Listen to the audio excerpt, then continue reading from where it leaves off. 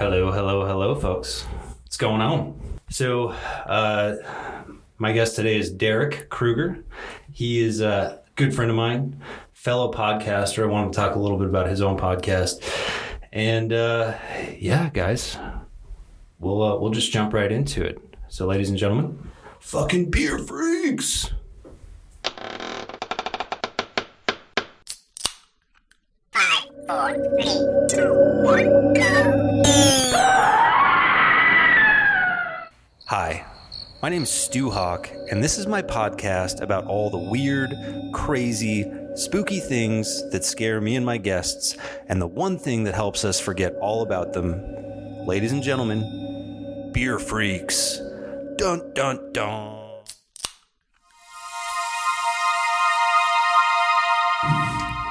And we're live. What's up, Derek? What's up, man? Dude. Good to see you. Dude, I need the audience to know that you just solved a big fucking problem of mine. I thought I had a shitty mic. Yeah, no. Sometimes just a turn of a mic, man. Just you fucking know what you're doing. So we're sitting in my my fucking sauna of a podcast booth. This is awesome, man. Yeah, I love this. It's a cool. I think it'll be better when it becomes winter and it's like a little cooler in here. You can put on some jackets. It'll be nice. I'm excited. Yeah, I'm excited. It's beautiful. Fucking pumpkin beers. I'm ready. I'm ready for the pumpkin beers. I'm ready for the White Claw pumpkin. Oh shit! Fuck. You're a White Claw man yourself? Oh God, no! Oh shit! I hate White Claw. Oh shit! There's so many other better sparkling seltzers out there than White Claw. Well, we're gonna have to talk about that shit. Man. You didn't bring any seltzers though. That's okay. It's all right. Next time. Yeah, next time. We'll do this again. I got you. We'll do this again. But all right, we got some good beers to get to. We do. And I'm fucking excited about it. But before we get to that shit, because that's the name of the game, Beer Freaks, the second part of the name. So you got a good fear that you and I share. Okay. You told me about it before the podcast. Yep. So why don't you give the audience a little taster? Okay. All right. So I'm I'm a 34-year-old man who's afraid of the dark. Oh shit. Which, you know what? I'm okay with that. I'm okay. I'm owning it. Yeah. Which is fine. But I've had some crazy experiences that make me that way. So, damn. Yeah. This is going to be a good podcast. I feel good about it. Yeah. Like even now, I'm like looking around. I'm like, The lighting is not great in here. No, the light's great. Right. But I'm just like, ooh, like what's on the outside of this place? If you're claustrophobic, this is not the podcast booth to be in. No, this is awesome, man. Yeah, it's cool. I appreciate it. It is. I dig it. You built it with your own two hands.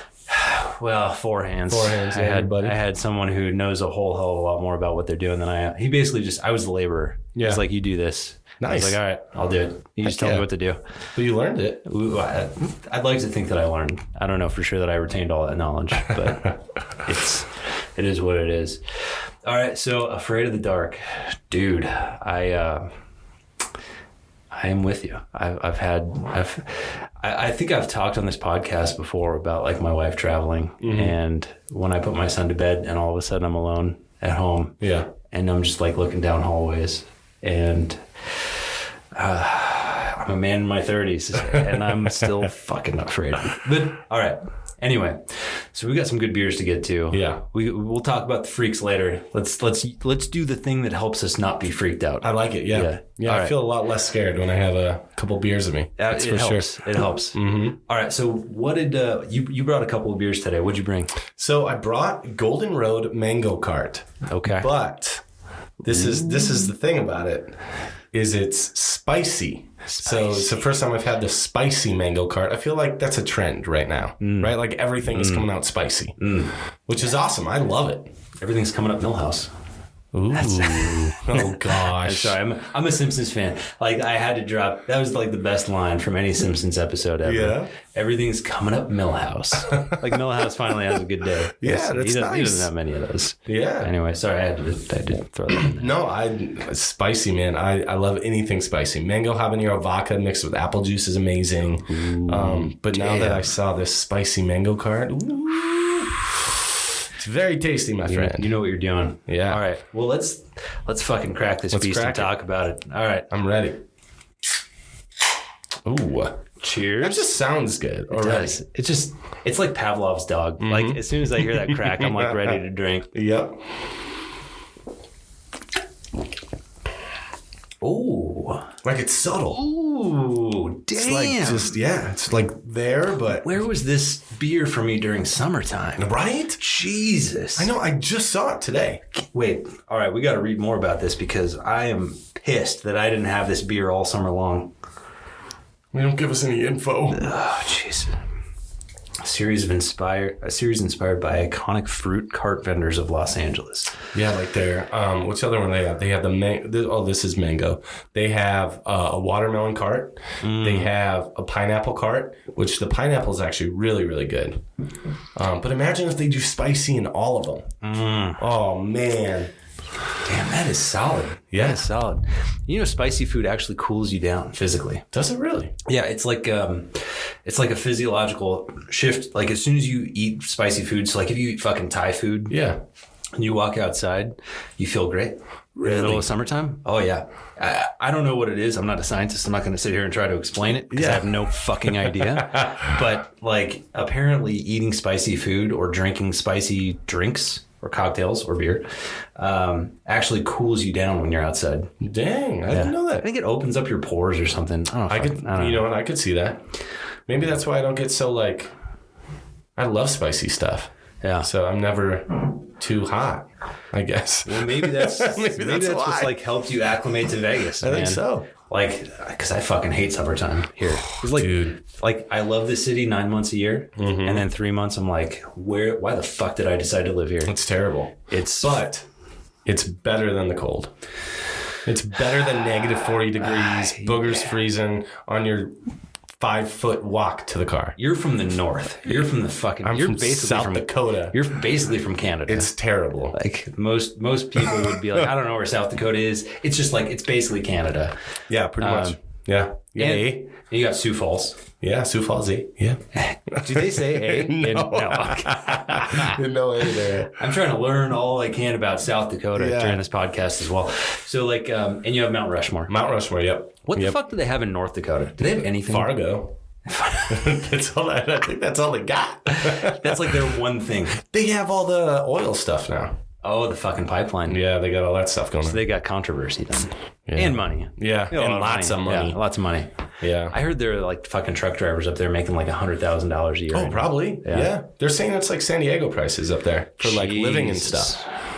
Because it's just wild. Everybody's coming up there. But you don't miss that weather. God, no. No, you can't have a good beer out there. It's too cold. You can't hold it. You can't do anything. You got to have a hot toddy. Oh, yeah. Hot toddies. Hot toddies are so good.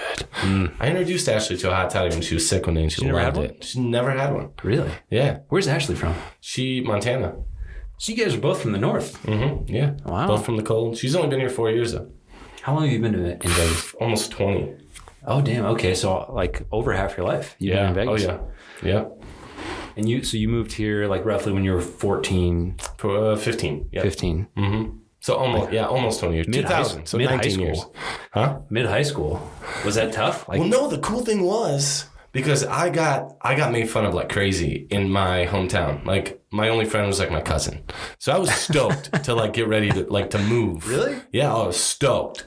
And I can't I don't understand why. Yeah. You're a cool dude. Yeah, well, thanks. No, totally. I mean, different. My mom even says like super quiet there. I like came out of my shell here. Yeah. But high school out there was 10, 11, 12th grade. Oh. And then the junior high was 7th, 8th, 9th. Oh, so you didn't miss a beat then. So yeah. You weren't like in the middle of high school. When I came here, I didn't have to do the whole freshman thing. I was already a sophomore. So you basically skipped your freshman year. Yeah, pretty much. Yeah. That's pretty rad. You never got trash canned? I don't think so, no. No wedgies, no. No, just push down a lot, all that fun stuff. Kids are dicks. They're dicks. Kids are dicks. Totally different now, though. But that's why we have beer. You know, we drink to forget or drink to remember. That's what this podcast is about. I don't even know. I don't think you've heard the show intro, but basically it's about like you say all the things that fucking scare us and the one thing that helps us forget. That's what this shit's about. Dude, no, it's like Frank Sinatra says too. Like one of my favorite quotes by him is, I feel bad for people who don't drink, because when you wake up in the morning, that's as good as you're going to feel all day. I'm so happy you said that quote, dude. I heard that quote in college and I was like, shit, that is fucking perfection. It is absolutely just like, I mean, unless you're one of those like super healthy people that just like feels good throughout the day. Yeah. Fuck you guys, by the way. You can still feel better. Yeah, you could feel better. You could still feel better. You could feel a whole hell of a lot better. Yep. If you drink 2 days in a row, then your morning is way worse the second day, and your evening is way better. So you only have up to go. Oh, yeah. Yeah, it's fantastic. Dude, getting older now, do you feel like your hangovers are lasting longer? Exponentially. Oh. Like, I'm pretty sure by next year my hangovers are going to be week long. Like, dude, I feel you. It's like mine are like days now. Yeah. It takes me days. Yeah. It's if you stay up, and I've also realized this. I don't know. Tell me if this is true for you. Like, if I drink even like a decent number of beers, but then I'm in bed by like 11, and I get like a full 8 hours of sleep, I'm actually not terrible. But if I drink a shit ton and then I go to bed at like 1, 2, 3 o'clock, then I'm fucked. You know what? I'm thinking back. Yeah, if I get a good night's sleep, I don't feel as bad in the morning. It's like I think my body has time to just like kind of rock it out. It's like sleeping. It's a huge difference. Yeah, I don't know. Like for me, anyways, I could crush some beer. But as long as I go to sleep at a decent, but the problem is usually they don't go together. If I crush some beer, I ain't going to bed at 11 o'clock. You're going to be up. I'm hanging out with friends, or I'm playing some fucking video games when I get home. You know, I'm not going to bed at 11. I'm like, but that's the problem. That's the conundrum. But if I could teach myself eventually, like, hey, you can enjoy some beers, but just go to bed by 11 o'clock, you'll be fine. But I'm pretty dense when I drink. Yeah. So well, and if you start drinking, I kind of feel like I might be the same way. It's like if I'm going to drink, I'm drinking. You're going for it. I mean, there's times where I'll have like one beer or whatever, but it's not that much. Like not that often. This is one of the big things. Like they always talk about, like, well, you got a problem if you have to have more than a couple of drinks. Like if you can just have like a beer or two, then you're fine. And I'm like, why the fuck would I drink a beer if I'm only having like one or two? Like that's not the purpose of beer. Like, don't get me wrong, I love the taste of beer, but the intention of beer is there's a purpose. There's a purpose for it. If I just want to drink something for flavor, I'll have a fucking soda, man. I'll have a juice. I'll have iced tea. Like juice. Like I'm not gonna have a beer if I'm gonna have one. I'll have a Capri Sun. Give me a fucking what was that cactus cooler? High C. Give me a fucking that fucking 300 grams of sugar in that fucking cactus cooler, man.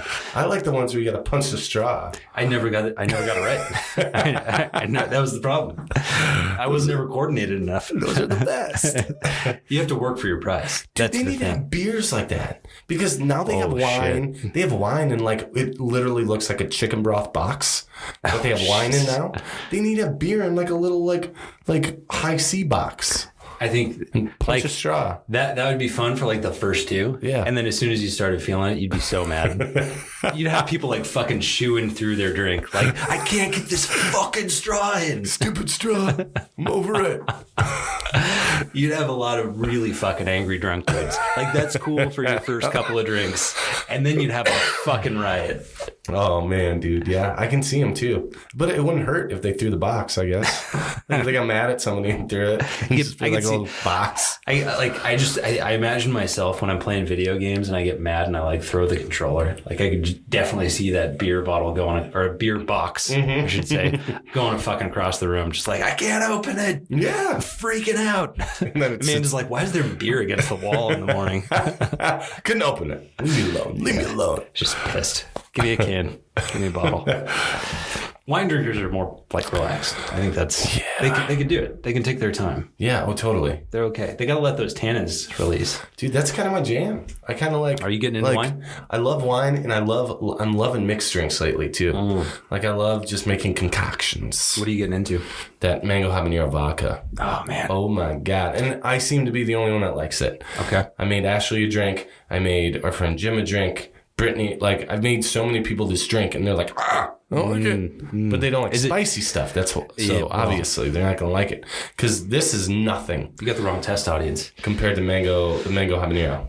Ooh, man. This does have a little heat. I'm not gonna lie. It's got a little bit. So this is a 20. Is this a 22 ounce? I think so. Yeah. Big boy. It's a big boy. It's a big boy. But you know what? One thing that bums me out a little bit about this. It's only 4%. Oh, that's it? Do you see that? Holy crap! No, that's not worth it. Then. Well, it's not. No, it's not worth it.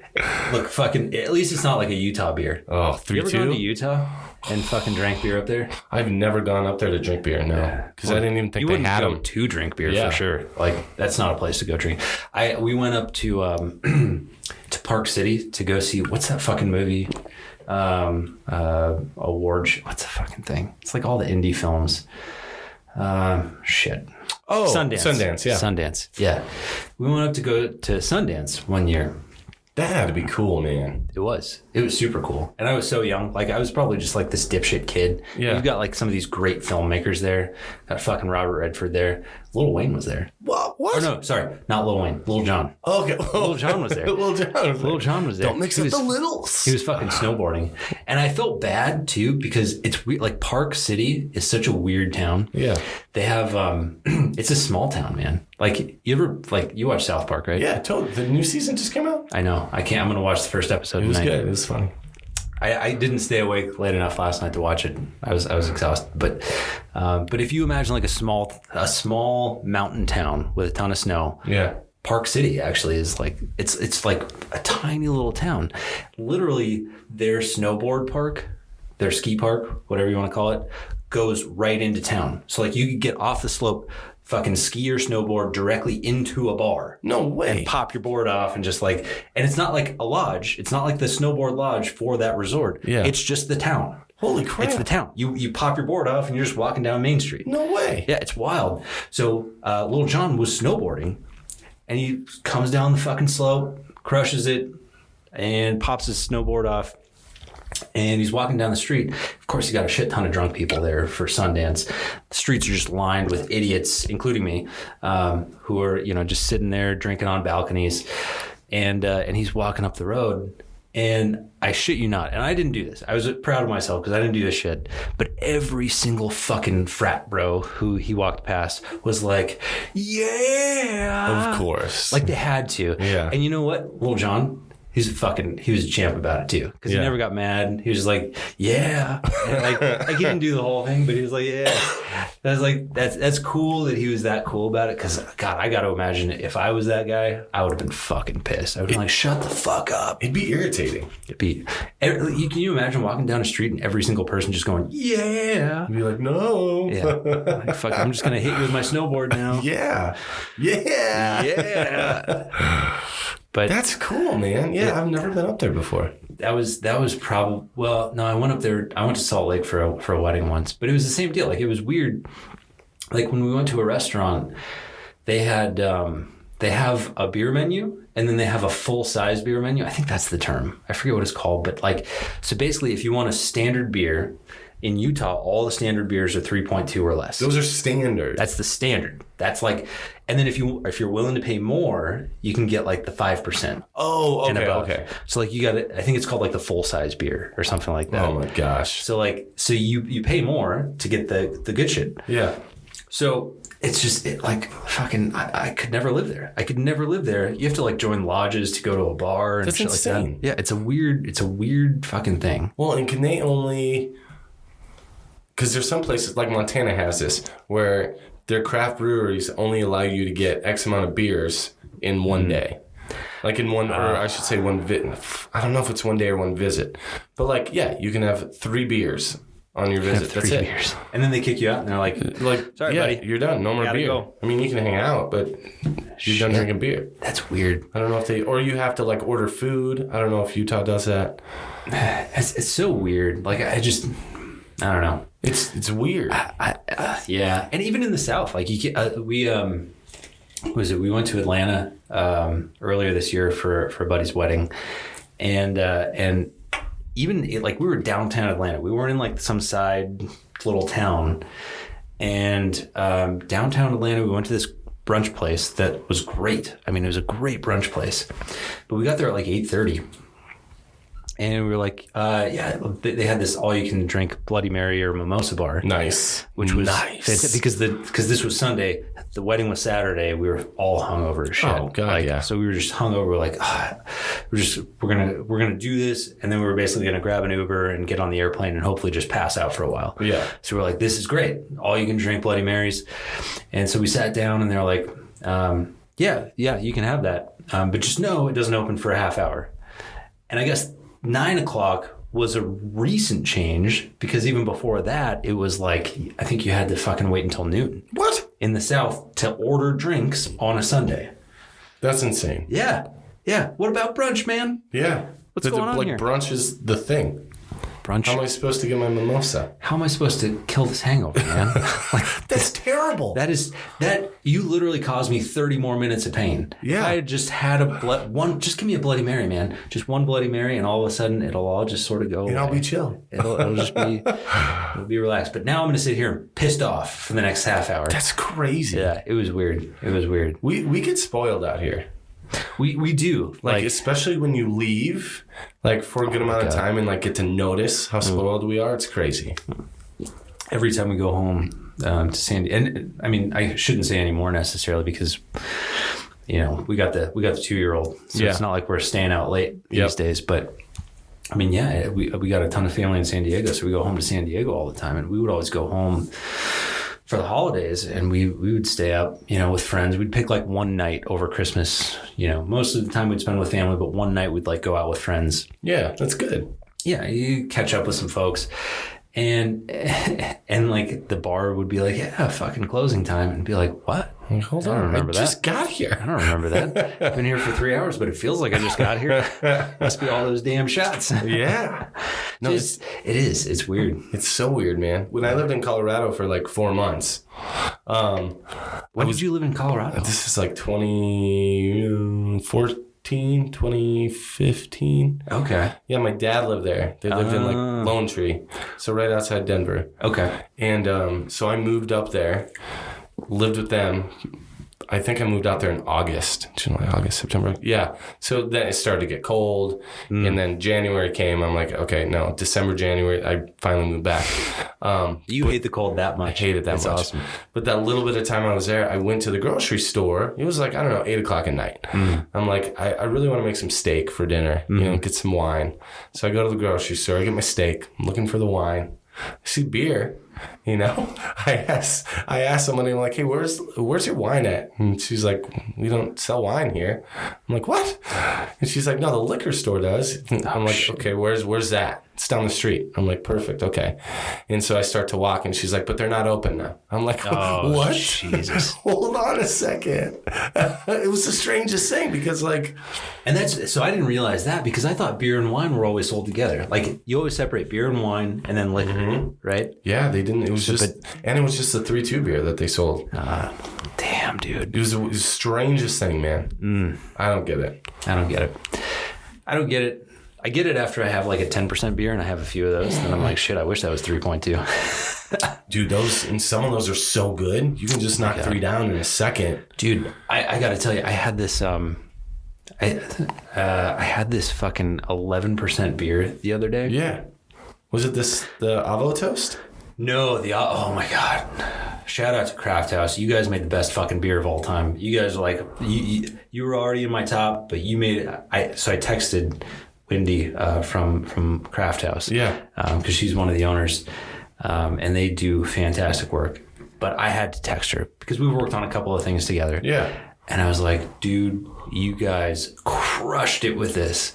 So I've got it a couple of times since then. And it's still like, you just never know. Like maybe I was in a weird mood. Maybe my taste buds were in a weird way. Yep. Like, was it that good? Holy shit. Craft House Avo Toast. I think it was an Imperial Amber. Is it an Imperial Amber? I think it's an Imperial Amber. It's like 8%. Dang. Dude, it was so good. Doesn't taste like avocado toast. Huh? No, it does. I don't think it tastes like avocado toast as much as I like that too. But it was the best beer I've had this year, hands down. Really? 9, 10, almost 10 months into this year, best beer I've had. Really? For sure. And probably top 5 all time.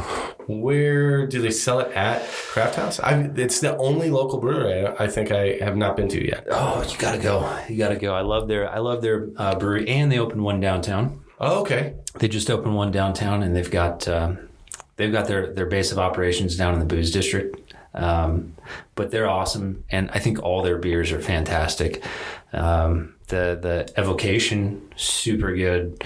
But damn, this Avo toast. I got it at Corey's. Okay. Oh, you ever go to Corey's? Heck yeah. Dude, Corey's is the best. I used to go there for wine tastings all the time. Oh my God. But now they have like that bar in there, and they have like, it's crazy. You sit there and you drink a beer while you shop for beer. It's fucking fantastic. I don't know why that hasn't been brought to the world. It's crazy that it hasn't. But like this, I think I've given Corey's a shout out on almost every podcast that I've done so far. Yeah. Because they're so fucking good. Like, it is the best liquor store I've ever been to in my life. And I am a diehard fan. So Corey's, keep doing what you're doing. Do the same guy still own it? I think so. Like the little dude and the girl? As far as I'm aware, yeah. I mean, I don't know. I haven't really met specifically the owner. Yeah. But I habitually go there. Nice. Probably too much. All right. I got to go check it out, man. I got to go there more. Because if you find something you really like somewhere and like no one has it and you go there and they don't have it. I remember they ordered me a bottle of wine once. Oh, no shit. Yeah. I had it at, I think, man, this is years ago. This is like 2009. It was this Malbec. It was like a reserve Malbec. We had it like the Bellagio or something. I couldn't find it anywhere. Kiken. It was Kiken. And at that time, I couldn't find it anywhere. Maybe I didn't look hard enough. I don't know. Went to Krueger, they didn't have it. I asked them about it. They're like, well, we can get it. I'm like, okay. And they ordered it. They ordered it? Yeah, they ordered just the one bottle for me. They let you know when they had it in stock? It was awesome. Dude, that is customer service right there. Coolest thing ever, yeah. That's fucking rad. And now you can find it anywhere. I mean, I think it's like $15. Like, it's not that much. But, I mean, first of all, I am not a wine connoisseur by any stretch of the imagination. My wife will tell you, as far as I know, I'll tell you if it's red or white. Yeah, that's about the depth of my knowledge. That's all that matters. It's as far as it goes. But like, at least you know that still. You have red with steak and you have white with fish. That's as far as my knowledge goes. Yeah. I'm a beer guy. What can I say? See, no, heck yeah, man. But I will say I have had a couple of liquors recently that I'm a huge fan of. And I haven't featured on this podcast yet, but I'm definitely going to, even though it's called Beer Freaks. Yeah. I'm leaving room for some interpretation every now and then. Yeah. Have you had Screwball whiskey? No. Okay. Let me just tell you. We'll preface this. Maybe next time you're on, we'll have fucking Screwball whiskey, because it is a peanut butter whiskey made in San Diego. And it's the fucking best thing I've ever had from a liquor standpoint in my entire life. Really? It's so fucking good. It's made in San Diego, so that, already I have this sort of closeness to it. Yeah. But it, like, you don't need a mixer. You just literally pour it over ice. And it's like, it's so fucking good. But so if you're a whiskey purist, you're not going to like it. I'm just going to say that right now. But if you're someone like me who's kind of a pussy when it comes to like liquor, this is like, you can just drink it from the bottle. It doesn't even fucking matter. See, like, that's awesome. It doesn't burn or anything going down? Does not even burn. Really? Like, it just tastes incredible. And they got a shout out from the fucking Foo Fighters. No way. Dude. Yes. That's a big deal. Dave Grohl was on the stage giving a performance in San Diego, and he was like, I just found my new favorite whiskey made in your fucking town. And he never said the name. He never said Screwball, but obviously he was talking about Screwball because he was like, it's this peanut butter whiskey. I've never tried this shit before. Yeah. Like, who else is making peanut butter whiskey in San Diego? Never heard that in my life. Yeah, dude, it's incredible. Dude, so good. I'll have to check that out, man. Breweries again? No, problem is you can't get it in Nevada yet. Yeah. So I have to have, like, when my sisters come up, they'll bring some Screwball. Yeah. I may have to make my mom. Actually, my parents are coming up this weekend. I should probably just tell them. Yeah, tell them to bring some, man. Get some fucking, because I just ran out probably like a week ago. My sisters brought me some in July, and I try to pace it out because I'm like, this is so good. Like, I don't want to go through it too quick. Got to ration it. The crazy thing too is, like, it's not like a mixed drink, right? Where, like, when you can buy those like pre-mixed liquor drinks. Oh yeah. That are like 20% alcohol. Yeah. So it's like it's just premix. No, this is still like 35%. It's like still dude. like the same as, or pretty damn close to most liquors. Yeah. So it's good shit. Holy cow, man. See, whiskey's a tough one for me. Like, I need something like that one, to drink. Something smooth, because, whiskey can be rough. Like, those side, like, cognac, bourbons, those, man, that's like a man drink. That puts hair on your chest, like, woo. What about scotch? Do you like scotch? I can't do it, man. No. I want to start getting into it. I do. But it's like, it's almost like an expensive, it's like the cocaine to like liquor, I guess, right? Like, it's like the rich man's deal. It's the 80s, pop your collar, put your nose in the beverage and snort it up. Yeah. It's like a rich man's, I feel like, because it's just, whiskey, to start getting up there to the good stuff, it's expensive. It is. Go to Costco. Man. Costco's got some fucking good deals, though. Really? Yeah, they got the Bullet whiskey, which is really good. Okay, yeah, I've had that one. That one's good. You get the handle for $40. No way. Yeah, it's good. Crap. All right, I gotta go. Yeah. We got Sam's Club. Hey, it's probably the same thing. Switch it up. Hey, Sam's Club works too. We switched over to Costco because they just built one like right down the road from us. Oh, nice. Yeah, St. Rose is coming up, man. Dude. Coming up in the world. Heck yeah. No, it's a beautiful side town. I love this side town, man. Yeah. It's green, which is like the one thing I like. Vegas, you don't get a lot of green. No. And it just looks better. Like you could put ghetto houses somewhere and you just had grass. It's like, oh, this looks better. It just looks way better. It looks way better. Like, it's not yellow here. Weird. Yeah. There's not sand everywhere. Yeah, and rocks that you have to rearrange and sit them on the lawn. Jesus. I want different colored rocks. I'm going to do some new landscaping. Just give me some red ones. Oh, man. But we got another beer here. What is this one? We do. St. Archer. Yeah, man. So you brought one from San Diego. Okay. Had to, man. Had to. So like, in my audience of like 3 people already know this. Like tens of listeners. My ones of listeners know this. So, of all the breweries in the world, like Stone has my heart. It's a beautiful brewery. You've been there. I've been to the one that has the garden and everything. Yeah, that's the one. Man, yeah. That's the one in Escondido, North San Diego. That one is awesome. So good. So it's a beautiful expanse. My friends actually almost got married there. They wound up going in a different direction, but we spent a lot of time there. They also have the one downtown at Liberty Station, like just outside of downtown San Diego. Super cool. But they have the best beer. Like Stone does the best IPAs. Arrogant Bastard cannot be beat. But San Diego has a lot of other good beers. Now, I will say, and this just might be my bias talking, Las Vegas is doing a pretty damn good job recently. Dude, they're killing it. Like, when I moved, so you've lived here since 99? 2000. Okay. Mm-hmm. When I moved here in 2011, there were like, 3 decent breweries here?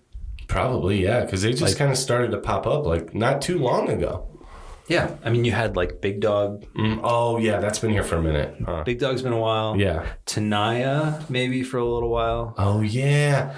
I forget about them. Yeah, well, because they're like on like the way northwest side of town, I think.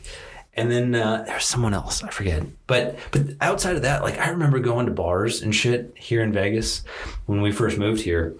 And like your options were like Bud Light, Coors Light, Miller Light, like maybe Blue Moon if you were lucky, and maybe a Guinness, thrown in here and there, and a Sam Adams. But like that was it. Those were your options. And now, man, you just see all these fucking local breweries. It's incredible. It's amazing, man. Like they have, Tenaya Creek. Bad Beat. Bad Beat made a killer spicy one. They had their jalapeno hef. Ooh. That was really good. I think they still have it. Jalapeno hef, super good. But yeah, what else do they have? They have Love Lady. I love Love Lady. That's a new one, dude. Water Street's coming up, dude. Huh? They're building another one, I think, on Water Street. Really? I think they're building. Yeah, they're like building a bunch of stuff on Water Street now. No shit. Yeah. Really? It's crazy. Wait, so who else is going in on Water Street? Is it a new one or is it someone who's already here? I think it's a new one. I swear I read an article that a new brewery was opening. I can't remember the name of it. Look at this. Las Vegas making a name for itself. Yeah. No, Actually, I mean, yeah. Henderson, to be fair. Dude, Give that's Henderson very some true. credit. Yeah, Henderson Come on. props. Come on, Henderson. I like it. Coming up. I like it. Do you Are you live in guys Henderson or considered Vegas? Henderson? Like, which side? We're right on the border of Henderson and Vegas. You're Henderson. Yeah, I'm over by like Green Valley Ranch. Okay. Yeah, so you're in the fucking nice part of Henderson, too. Green Valley Ranch has, like, some fucking greenery. It actually looks nice. Yeah. We are literally on the border of Henderson and Vegas, but we're Vegas technically. Oh, okay, gotcha. Yeah. Nice. Like if we were on the other side of the 15, we'd be Henderson. See, that's so funny, man. Yeah, it's weird. Like, it's like right there. Yeah. It's like, I think 15 in St. Rose does like, I don't know. Anyway, Yeah. It is what it is. But, okay, so before we get to the next beer, why don't we jump a little bit into your fucking fear? Because like it. we've been ranting for 35 minutes. This has been fantastic. Holy crap, really? And we should just keep going. I love Trust that. me. We could go for fucking 3 hours. I don't care. But we do at some point need to get to the fear, the freak Let's do it. part of the show. No, I love it. I love telling these stories, man. Yeah. Yeah. All right. love it. So your freak, what freaks you out Yep. is fear of the dark. Dark. Yeah. So tell me about it so I can feel a little bit better about my fear of the dark. So I'd say maybe like the dark / alone. And Okay. not being alone in the sense of like, oh, if I die and I have nobody with me, I mean, that would suck. But I that's had one not, guest who like, had that a little bit. Really? Yeah, that was... It would suck. Yeah. But I'm not afraid of that. But no, like when I was little, I lived in this house in South Dakota. It was this white house, but the guy who owned the house, he lived on the bottom and then turned the top into like another apartment. Okay. So it was like a 2-level thing. But it was like this house that you walk into and it just always had this smell. Like, after a while, if you live in your house, you don't smell your house. Sure. Yeah. Yes. Very familiar with that. And I'm always sort of worried that my house stinks and I don't know it. Yeah. Like, so Like you my just house get used smell to when it. you walked into it? It smelled good, actually. It smelled new. There's a lot of like 2-year-old poops in diapers that like get thrown away. It's got some good poop. You need to figure out what makes it smell good. All right. Fair enough. Fair enough. But yeah, the house just always had like the smell. Like it never went away. Not like a garbage smell, but like just this kind of... Sure. Yeah. And so every time we came in the house, just always had this weird smell. And then, we lived there for, God, I don't know, maybe 3 years, 2 years, maybe longer. I don't know. I can't remember. But it had one big kind of long hallway. Like you walk in the front door and it had this long hallway. And on each side, the hallway was like bedroom, kitchen, like super separated. And I just remember as a kid, I always had nightmares in that house. Always. Like somebody coming to grab me, just these crazy nightmares. Yeah. And then once me and my mom get home, my mom goes in the bathroom. I'm walking by her bedroom and I see this silhouette in her window. Right? And I'm like, and I go to the bathroom and I'm knocking on the door. I'm like, Mom. She's like, hold on. And I just stand by the door. Like if you're climbing like on a ledge, like I'm just by the door like that. You're like glued to the door. Yeah, man. Like you're not getting out of there. No. Yeah. So she came out and she actually saw it too. Oh, shit. Which was awesome because, I wasn't. So you're not crazy. Yeah. But you're also right, which is also bad. Yeah, exactly. So she goes and checks it out. I mean, we're on the second floor. So, as the mom, and she looks outside. Okay, is there anything causing the shadow? Could there be a tree? Like, who knows? Nothing. So we leave, I don't know, maybe 5 minutes, come back, it's gone. So that was kind of the start of like the stuff in the house besides the nightmares. So then we ended up seeing like, the glasses moving across the table. Oh, Jesus. Nothing's wet. Anything like that. My mom had these plants that, back in the day, like in the 90s or whatever, they had, the things that hung from hooks in the ceiling. Sure. And you put plants in them, those kind of things. Yes, yeah. One was just swinging back and forth. Like someone was standing there almost and just like pushing it wasn't like lightly. No, it was like going. Jesus. Like no windows open, just kind of cruising. And what the fuck, man? And that was kind of the last one because my mom ended up kind of like screaming out, like, please just leave us alone. Like, seriously, the plant was moving and then just stopped. It was like getting goosebumps thinking about it. It was crazy. Oh, how old were you? God, man. 11 maybe. So you weren't like You 10. were like 4. You were like of age to be able to remember this kind of shit. Yeah. Yep. Jesus. And before that last part, like with the plant moving, that was like the kind of the end of it. And then we ended up moving honestly not too long after that. Thank God. Was that the reason? I think that was probably part of it. And then I think she just found a different place. But I guess I'm older now. Yeah, that was probably why. Like, to get out of there. I'd fucking move. I'd be out of there. Yeah. No way. But the thing that really got to me and still like holds with me to this day, I remember having this nightmare. And to this day, I still don't know if it's real or not. It was like one of those things. Like, was it a nightmare? Was it real? I don't know.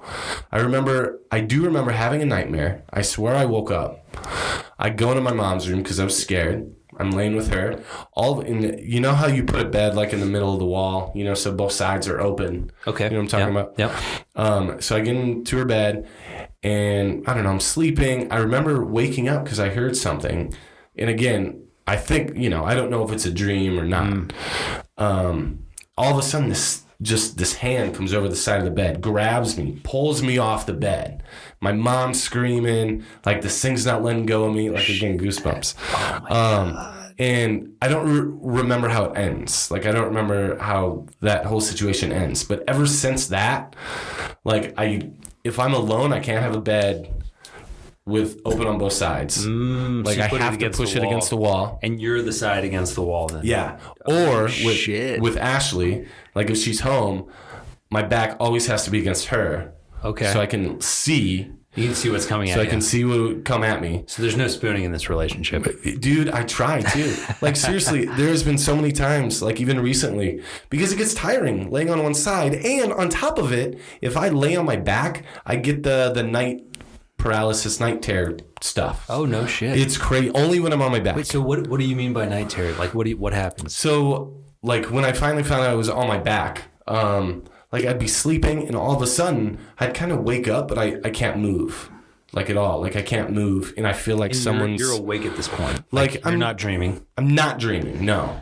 But I don't know if I'm fully awake. Like kind of that coming out of sleep. Sure, yeah. But I'm, like, I can't move. I can't do anything. I can't talk. Like, and I feel like someone's, like, sitting on me.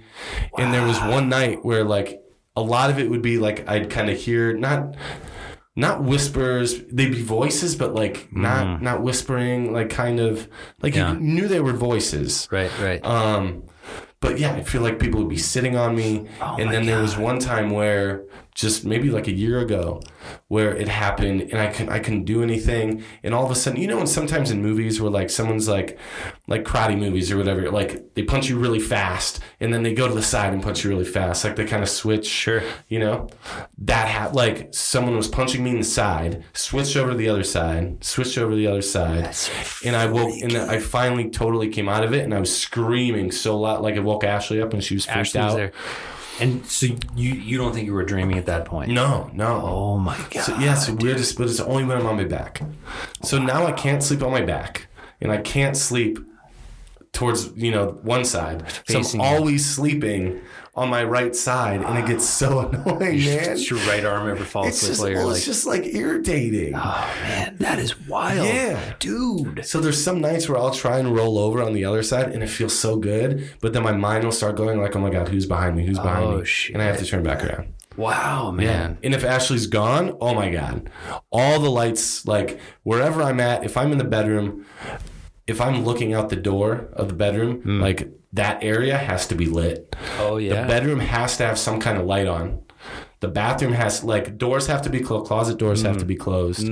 Like, TV has to be on so I hear voices. Yeah. Because otherwise I'd hear, like, anything and think it's something. It's so annoying, dude. Like, I can never sleep well when she's gone. It's awful. Dude, that is wild. Yeah. And it's wild because... I'm with you. Yeah. Like, no, I'm serious. Like, I remember, so I think this started for me at a really early age. I never had like a full on like ghost experience, but I think I watched enough movies that like I got fucked up. Yeah. So I remember I watched The Sixth Sense. Oh, and that'll screw anybody up. Dude, that movie fucked me up. It did. Like I could not go to sleep the first night that I watched it. We went to see it in theaters. And I was probably, I think, 11 at the time. And I did not sleep that night. at all. Like I could not fucking go anywhere. I couldn't get out of bed because I was sure that there was a ghost under my bed. I couldn't go take a leak because, like, even though I needed to pee, like, I was sure that when I walked out of the room that there was going to be a ghost, like, standing there in the kitchen. Yeah. Remember that fucking scene with the mom in the kitchen and the knives? Yeah. Where she was like, because he went to go take a leak in the middle of the night. Yeah. And she's like, "You did this to me." Dude. And she's like, fucking started chasing him with a knife. And I'm like, oh my God. So I was positive that was going to happen. And then fucking several other movies. Like I watched The Shining.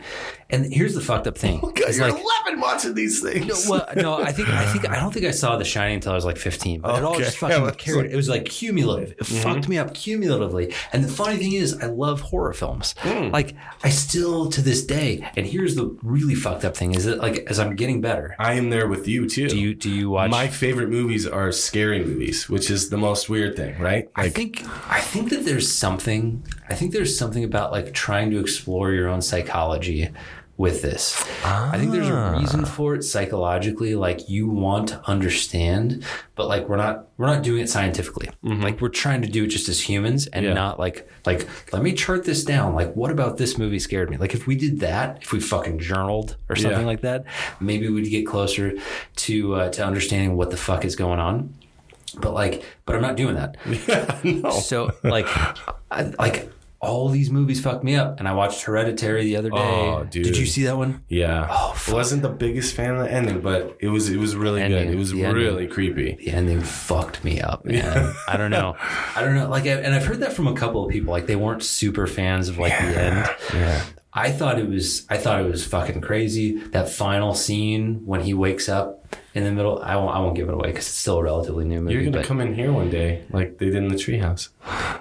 You're gonna walk in here one day. People. Jesus Christ. Now you've made my podcast booth a horror fucking scene, dude. You've ruined this for me. And by the way, folks, this is our last podcast, so we'll be seeing you. Thank you. You're welcome. Come on over to mine. No, I'll only do it with guests now. That's it. That's the only thing I won't do it alone anymore. Which is probably better because I think my alone podcasts aren't as good. I got to figure out how to fucking do that better. But it's always fun with more people, I feel like. Because you can just bounce stuff off of each other. It is. Like my goal is, like, I'd like to do more podcasts. Like, I'd like to do a few a week. Yeah. And I think coordinating, like, getting people over, it's tough. A few times a week it is tough. Yeah. I've also found, like, and this is just, it's still early. I've only been doing this for like a month now. But, like, I found that people who are really interested in being guests are also very nervous to do it. It's like, I don't think they understand that podcasting is probably the most laid back version of creating any kind of media. Like, what are we doing right now? We have to just talk. We're just literally sitting here. Yeah. Like, when you showed up tonight, I'm naked right now, if you guys don't know. Yeah. Both of us. Steve's Actually, I'm wearing a thong, but that's just because I'm a little more modest. But like, when you came over tonight and we were sitting there in the kitchen, like 15 minutes before the podcast, we were having a beer and we were just shooting the shit. Yep. And I was like, we got to go on a podcast booth because this is just what we should be. We're going to be doing this in a minute anyway. So let's not just waste this, like, all that good material. And not even like to force it, right? But it's like, it doesn't matter because it's not like we have these segments like, let's fit this into a 5-minute like fucking thing. Like, we're gonna bullshit anyway. Yep. So why don't we just fucking turn the mics on and do this? Heck yeah. So, like, I love this. And tell me a little bit about your podcast, because you guys have been doing it for a fucking while now. Yeah, we used to be called Wine and Spirituality, and we realized very quickly that people thought spirituality meant God. Yeah. And they were like, "Oh, you guys talk about God?" We're like, "Not once." Maybe you guys got a lot of weird listeners for that. We probably did, man. I don't mean weird. Relax, everybody. I just mean, like, you got listeners you weren't necessarily intending to get. Yeah, they were probably tuning into your spiritual stuff, and they're like, "What the hell?" Yeah, a bunch of like old women who like to drink wine, and they're like, "Oh, finally a podcast for me." Nice. Who are these guys? What's going on? And then when they tuned in, they're like, what the fuck? Yep. So then our fearless leader ended up saying, hey, let's change the name. Let's rebrand. And so we were kind of tossing around names, and then Gynecology. Which kind of sounds like gynecology, but what can you do? You could have an episode on it. Yeah, you could have an episode on it. But we thought, like, well, we're three dudes. We talk about, like, our opinions on stuff. So he just did a play on words instead of psychology, gynecology. And yeah, so we just do Mike Doria. He's from a news background. So he's all about news stuff. So we do, like, there's three of us, me, Mike Doria, and then my buddy Mike Allen. And we each pick a news story, but like a weird news story. So like we did one about how there's a bus in London that's run off poop. Right? What the fuck? Yeah. So like weird news stories like that. Like France just introduced robot strippers. Is that right? Yeah, like, I mean, just weird news stories like that. I really want to know about these robot strippers. And I want to know about the shit bus in London. Dude, what did we call it? The stool bus. Oh, the stool bus. Oh my God. But yeah, so we do news stories. I obviously tied in because I like the drink idea. Indeed. As well. So we talk about what we're drinking. We're always drinking something at the show, so we shoot the shit about that. And then we just kind of go into a random game, advice, whatever at the end, and that's it. It's fun, man. You guys were at World of Beer the other day. Yeah. Yeah. That's like one of my favorite spots. That's like right down the road from where I work. Nice. Oh, yeah. Heck yeah. Yeah. Yep. That fucking place. So good. Dude, it's awesome. They have everything. World of Beer, fucking every single beer you can imagine. Yep. And you can order it on an iPad, which is also fantastic. That's the coolest thing. Yeah. They used to have a really good special because I guess the owner sold it to somebody else. Oh. And I think sold it. But he's not there anymore. I can't remember his name. He was the gray-haired guy. Crap. Wolf, I think. Blitzer? I don't know his last name. Not the CNN guy. No, not the CNN guy. Unfortunately. But they used to have a killer happy hour where it was half off a cooler. Every week they would do half off a cooler. So like, this week could have been half off cooler 7. Anything in cooler 7 would have been half off. Just random. Yeah. But they don't have it anymore. It sucks. Bummer. Yeah. Try to be profitable. Yeah. I mean, it was a good way to try new stuff. Yeah. Like one of the coolers had a bunch of Ballast Point. Like, and some of those now are you're talking expensive. my San Diego language, man. Dude. So, yeah, World of Beer is awesome. It's a great place. It's a great place. Well, you guys should fucking listen to Gynecology because it's hilarious. I listened to the World of Beer episode tonight, and it's fucking awesome. Nice, man. Thank you. But you got to go back to your fear, man. So my fear with being afraid of the dark. So I mean, I think I've talked about this a little bit, like in my podcast before, but like I am just like, so our house has a lot of hallways, has a lot of open spaces, but so like one of the things that you said was when your new wife, congratulations, by the way, thank you, sir, is out of town.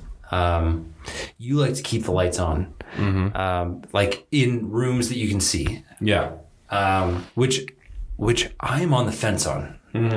This is really getting in deep on this fear, man. This is going deep. So like I agreed to some extent. Like I gotta have the lights on, but also like for things in the distance for me, if there's a light on, then my imagination starts working where like I can kind of see someone in there like doing something versus maybe if the light's off, I can just sort of picture that like there's nothing happening in there. There's nothing, but the rest of what you said, totally with you. Like fucking all closet doors need to be closed. Oh yeah. All doors need to be closed. Like I don't want fucking anything in there. No crack.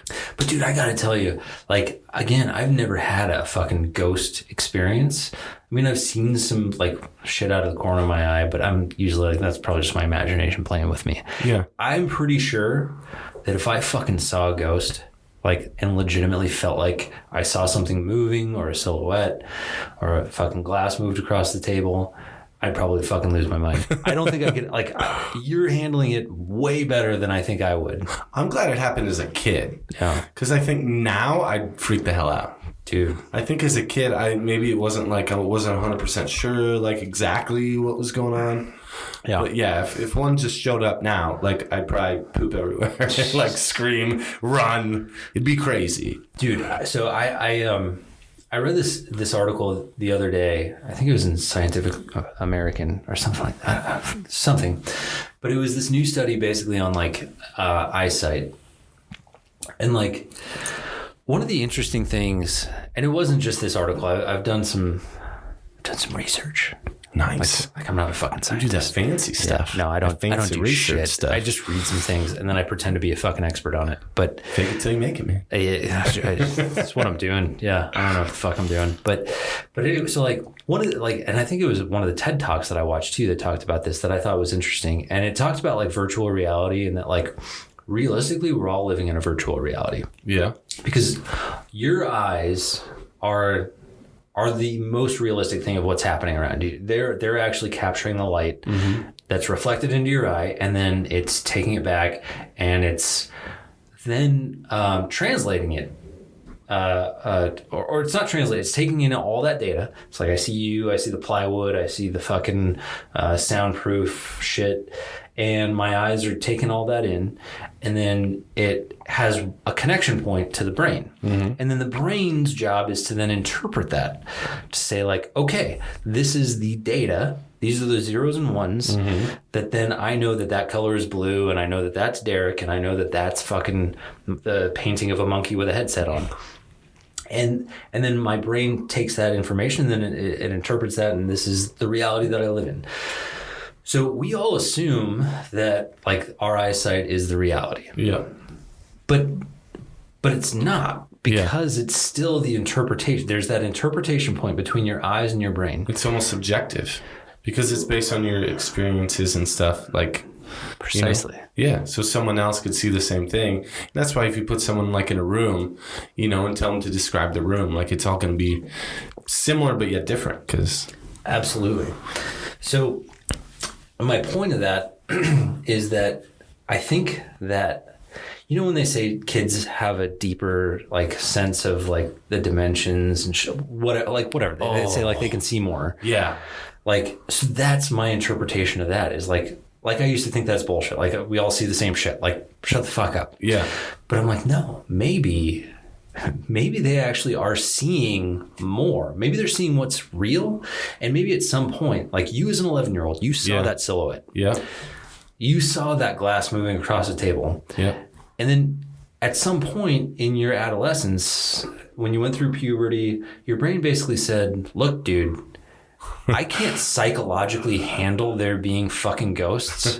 So I'm just not going to fucking, like your eyes might send me this information, but I'm not going to interpret it that way anymore. Yeah. Like I'm just not going to see that silhouette. I'm not going to see that glass move. You can pretend to see it. Your eyes might see it, but I'm going to choose to interpret it as, you know what? It's just the wind. Yeah. Don't give a fuck. That's a cool way to think about it, man. Like that's the thing. It's like, I'm still on the fence of whether or not I truly believe in ghosts. Ask me at 1 a.m. and I definitely do. Ask me at noon and I probably don't. Ask me and your wife's not here? Yeah, they're everywhere they're in my definitely house. fucking all over the place. But dude, I think that's the biggest piece of information. That's one of the biggest pieces of information that I'm like, you say kids have a bigger imagination. Well, maybe that's true. Yeah, and that's probably true. It hasn't been wound down by fucking paying bills, getting a job. Yeah, they all have these no responsibilities. Stress. Yeah, you don't have to worry about all this extra. But that's the thing. Your brain eventually is like, dude, I got to worry about fucking mortgage. All right, I got to worry about paying the water bill. Like, I can't deal with this ghost shit. I'm just gonna block that shit out. Yeah. Like, so I don't know. I think that there's something to it. It's so true, man. Like, I never thought of it that way. What would you do if Jackson, like, 5, 6, 7 years old, says, Dad, I saw a lady in my bedroom. Christ. Like, what if he came and he was very adamant about it? Like, oh my God, if I have a kid and he does it, I'm like, babe, we're moving. Because I've been there, I've seen it. Like, no, we're out. If he sees it, there's something here, man. We're going. That's my worst fear, man. I like this house. Yeah. But no, so it already kind of happened. Like fucking, of course it was when Amanda was out of town. I was putting Jackson to bed, put him in his crib. You know, normally he goes straight down. Yeah. To bed, no issue. Lays his head on the pillow, straight up, no issue. One night, put him in his crib, and he stands up, and he's looking towards me, but he's not looking at me. He's looking right over my shoulder, and he starts going, puts his arms up towards me, like looking for a hug, and he goes, Dad. No, Dad. dude. Like it's kind of scared, kind of confused, and I'm like, so I'm looking over my shoulder, like, what the fuck is behind me? Oh like, my God. And I'm getting the chills right now, like my fucking hair. Goosebumps. Dude, so I'm like, what is behind me? So I pick him up. I'm like, Jackson, show me the ghost. She's like, where is he? And so I'm like, I mean, I obviously I had to keep my cool because I'm dad here. Yeah. But I'm like, Jackson, what do you see? Yeah. Do you see and something? inside you're like, holy crap. Inside I'm losing my fucking shit. And eventually he calms down, and he never says anything other than just Dad.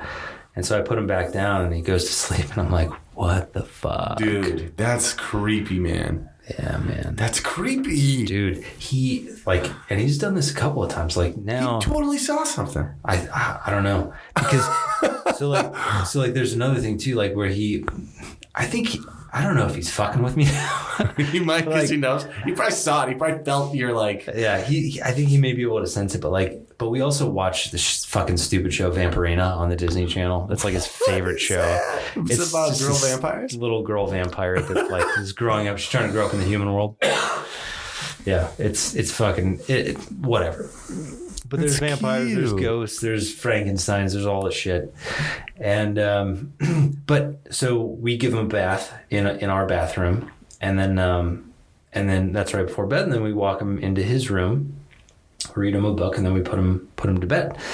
But now, and I'm always carrying him from our room to his room. And anytime we walk, and so we've got this loft up in our second floor. So so we walk past the loft to put him in his room, and every time we do it now, he goes, Dad, ghosts. And I'm like, what the No way. But he's not scared. He's not scared, and I'm pretty sure, I think, this is at least my hope, it's because we watch Vampirina upstairs in the loft a lot of times. Oh. So I think he's kind of just like, yeah, we see ghosts on Vampirina. That's my fucking hope. But he says it all, like, we'll be walking past the loft, and he'll be like, Dad, ghosts. And I'm like, oh my shit. gosh. Jackson, stop it. Don't say that to me. Don't say that to Stop. me. You gotta stop, dude. Holy Not crap, cool. man. That's creepy. Yeah, but that's the thing is like I do, so whether or not we're talking about ghosts, Yeah. or another dimension or whatever the fuck we're talking about, I do truly believe kids see more than adults do. Totally. I could see I think adults, you block shit out. You block extraneous shit out because like you have more to worry about. Like you got bills to pay, you got fucking jobs to worry about. Like you can't be worried about this other shit. So like eventually your mind's like, look, I'm just gonna pretend not to see this. Yeah. And that's There's a cool show on Netflix now. It's called, I think they had a season before this, but it's called Explained. Okay. I think Emma Stone, the redhead, Yeah. she narrates this season. Yeah. But it's just about cool stuff. They have one, the season now is like the brain explained. So every episode has something to do with the brain, like memory. There's one about psychedelics. Ooh. You feel like you got something like tickling your throat. That's where I'm at. Has it started with you like 3 weeks ago, or did it just start right now? Yeah, about like 2 weeks ago.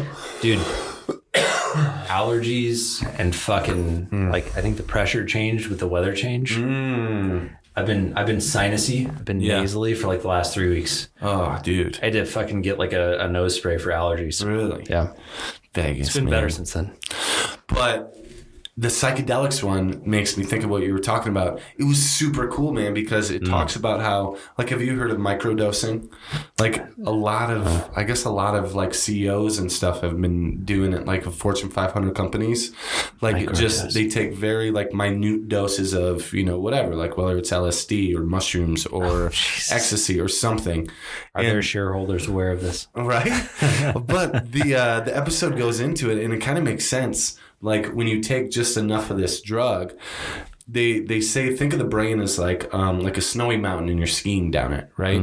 You have a bunch of skiers skiing down this one slope over and over and over again. At some point, the carves, kind of turn into one. Yeah. And that one kind of gets deeper and deeper and deeper, and you end up just using that one. And so they say that's kind of how your brain gets after a while. It's like you're only kind of going through the same stuff over and over and over. Finally, your brain, like these other parts aren't working as much, and they just kind of stop because you're not using it. And so they say these microdosing is like if that mountain just got a new fresh snowfall.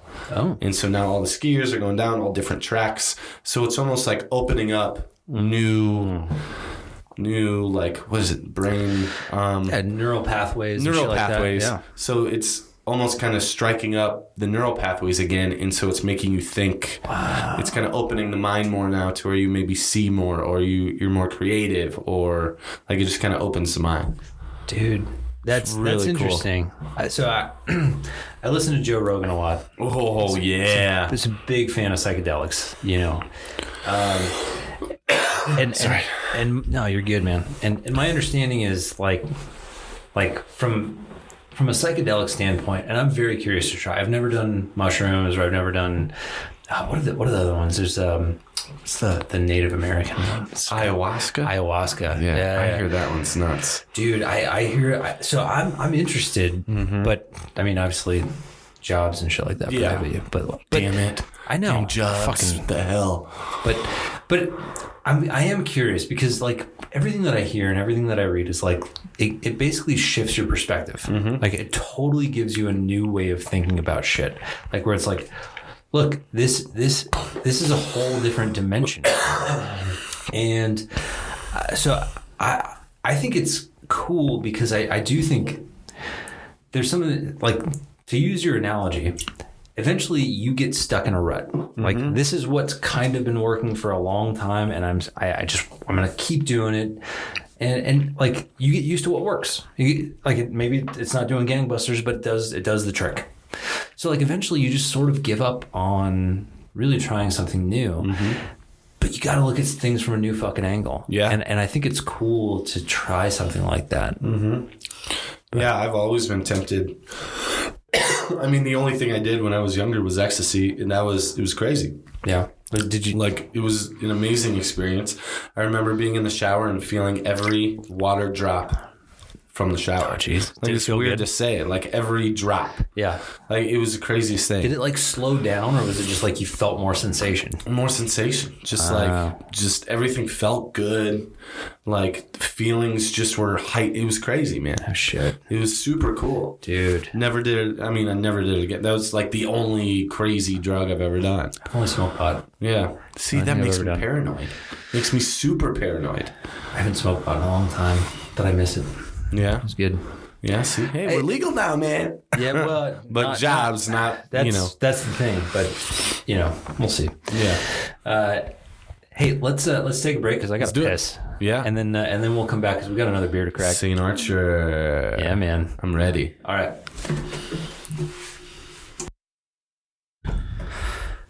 Ahem. And we're back. Hey. Hey. Did it feel good? It was great. Yourself? This is a 22-ounce beer, man. Yeah, it goes down. And I had another beer before this. Nice. Maybe another beer before that, too. I feel it's like recycling. Yeah. Right? Goes in, comes out, back in, out. Yeah. It's easier to create water out of pee than water out of salt water. Ooh, yeah. Desalinization, man. Oh, yeah. So we have a new guest in the booth. Yeah, we do. Aww. He can't talk very well. Now we bark. He perked up real fast, but he did. He was staring in the corner, though. There's something He's in here probably with us? staring at a fucking ghost. He's probably looking at me staring. Zombie, relax. Stop it. Scaring us. Ghosts. I actually, so normally Zombie sleeps downstairs, just on the couch. Yeah. But when Amanda's out of town, he's definitely in bed with me. Nice. Heck yeah. She doesn't want him in the bed? Well, neither of us really prefer him to be in the bed. Yeah. He kind of stinks. Way. He kind of stinks. Dude. Yeah, I know. We're lame. We're lame dog parents. Oh, man. But he's an isolationist. Even when I want him to sleep in bed with me, he's kind of like, really? Like, this couch is awesome. Yeah. Oh, okay. So he likes to do his own thing. That's cool. Oh, yeah. He's an independent pup. That's awesome, dude. He does his own thing. So, like, when I grab him, he's like, I guess we're doing this shit again, bro. All right. So you're scared? Is that what you're saying? You're scared? I guess I'll cuddle you for a while. Like I'm gonna protect you, little fucking chihuahua. I think he eye rolls at me. Does he? Pretty sure Does he give side eye? He definitely gives side eye. Dude. I've seen that chihuahua side. Ours is all side. All side eye. So God. Cooper, the chihuahua pug. Yeah, the Chug. The Chug. He's cool, man. Chug's perfect. Yeah. The fact that your podcast is about beer. Beer, yeah. And drinks and whatever. Yeah. Well, and yours is zombie, which works perfect with yours. Jesus Christ. It's like we knew. It's like we knew. They say the dogs take after their owners, man. Maybe dogs fucking form podcasts. I think they do. I mean, this dog's 8 years old. Like, he definitely... Really? I didn't even know what a podcast was back in 2011. Was he very... Did you have him since he was a pup? Yeah, like 8 weeks, I think. Was he kind of not independent then? Or was he still kind of independent He's always independent. Really? Like, he'll sit in your lap sometimes, but, like, he is just sort of... So we had a couple of other dogs. One has since passed. The other one... sort of bit at the baby. Oh, no. Yeah. And it wasn't malicious. Yeah. She was a border collie, and she was just herding, not hurting. Yeah, like herding dog, trying to herd the baby. But we were like, But she also did have a bit of a temper. Like, border collies, they have like one owner that they really gravitate to. This is their personality. This is their psychology. Yeah. And so they really bond with that one owner. And if you're not that owner, then they will be a little bit defensive and they'll be a little bit nippy. So there's this thing that we used to do with her just to play around with her, just to see. I mean, I'm probably gonna get fucking letters from PETA, but we would put our face in her face and make a growling noise. Yeah. And so Amanda was her person. My wife was her person. Yeah. She would never do anything to Amanda. But if I did it, she would growl. Whoa. And one time she actually bit me in the face. Whoa. Yeah. So we're like, oh shit. Like, what happens when this kid's 2 years old, jumping on this dog who's not expecting it? Yeah. Like, that had to be tough, dude. It was. But we gave it to Jeremy. Oh, okay. We gave Zoe to Jeremy. Yeah. Who was on the podcast. Oh, wait. Zoe was the one that would always chase after the balls. Oh, yeah. She would never stop. She would chase a ball for 16 hours straight. Dude. She would chase a ball until she passed out. Great dog. Great dog. Well, that's good. Jeremy got it, though. Jeremy's got her. But the funny thing is, and it's not so funny, but like, they have now a kid Jeremy now. has a baby. Yeah. So now, and he told me last week, he's like, yeah, she's kind of doing the same shit. I'm like, oh, where's she go now? Well, but we'll that's like the baby dog. Like, you pass that dog to people and they have babies. Maybe. They have kids. Yeah, maybe. It's the dog's purpose. It's the dog's purpose. Like, to create babies, but not to hang out with them. Yeah. Not to be there. But we got Zombie first. Yeah. We got Zombie first before the other two dogs. So Zombie's like outlasted everybody. Yeah. Aww. So he's making his way. But like so he was always independent. And we got the other two dogs. We got the first dog. We got Zoe as a friend for him. We're like, oh yeah, we felt bad because we both work. You know, we're leaving for 8 hours a day, 9 hours a day. Yeah. And this dog would probably love to have a companion. Well, he hated it. Like, instantly. Like, he's like, you could tell, you just see him, like, he would go sit in the corner. Like, Zoe would sit with us, and like he would go off and sit in the corner. Like, he's like, oh, fuck this. I don't know. He's like a little curmudgeon. He was 1 year old. Like he was maybe 2 years old by the time we got Zoe. Yeah. So he was still basically a puppy, but like he just never gave a shit. Dang. See, we've thought about that too, like getting another dog for Coop. But Well, I would say like, I don't know if he'd like it. just I'm not gonna crack that yet because we got to explain it first. But just do your research because I mean we were stupid. We went to a shelter and we picked the dog that looked the cutest. But like you just got to research like what dogs get along with what dogs and shit like that. And we didn't do that. So we learned. I mean, we were fucking 24 at the time. Like, I don't know what the fuck we were doing. We just got married and moved to Vegas and like we were young idiots. Young, dumb.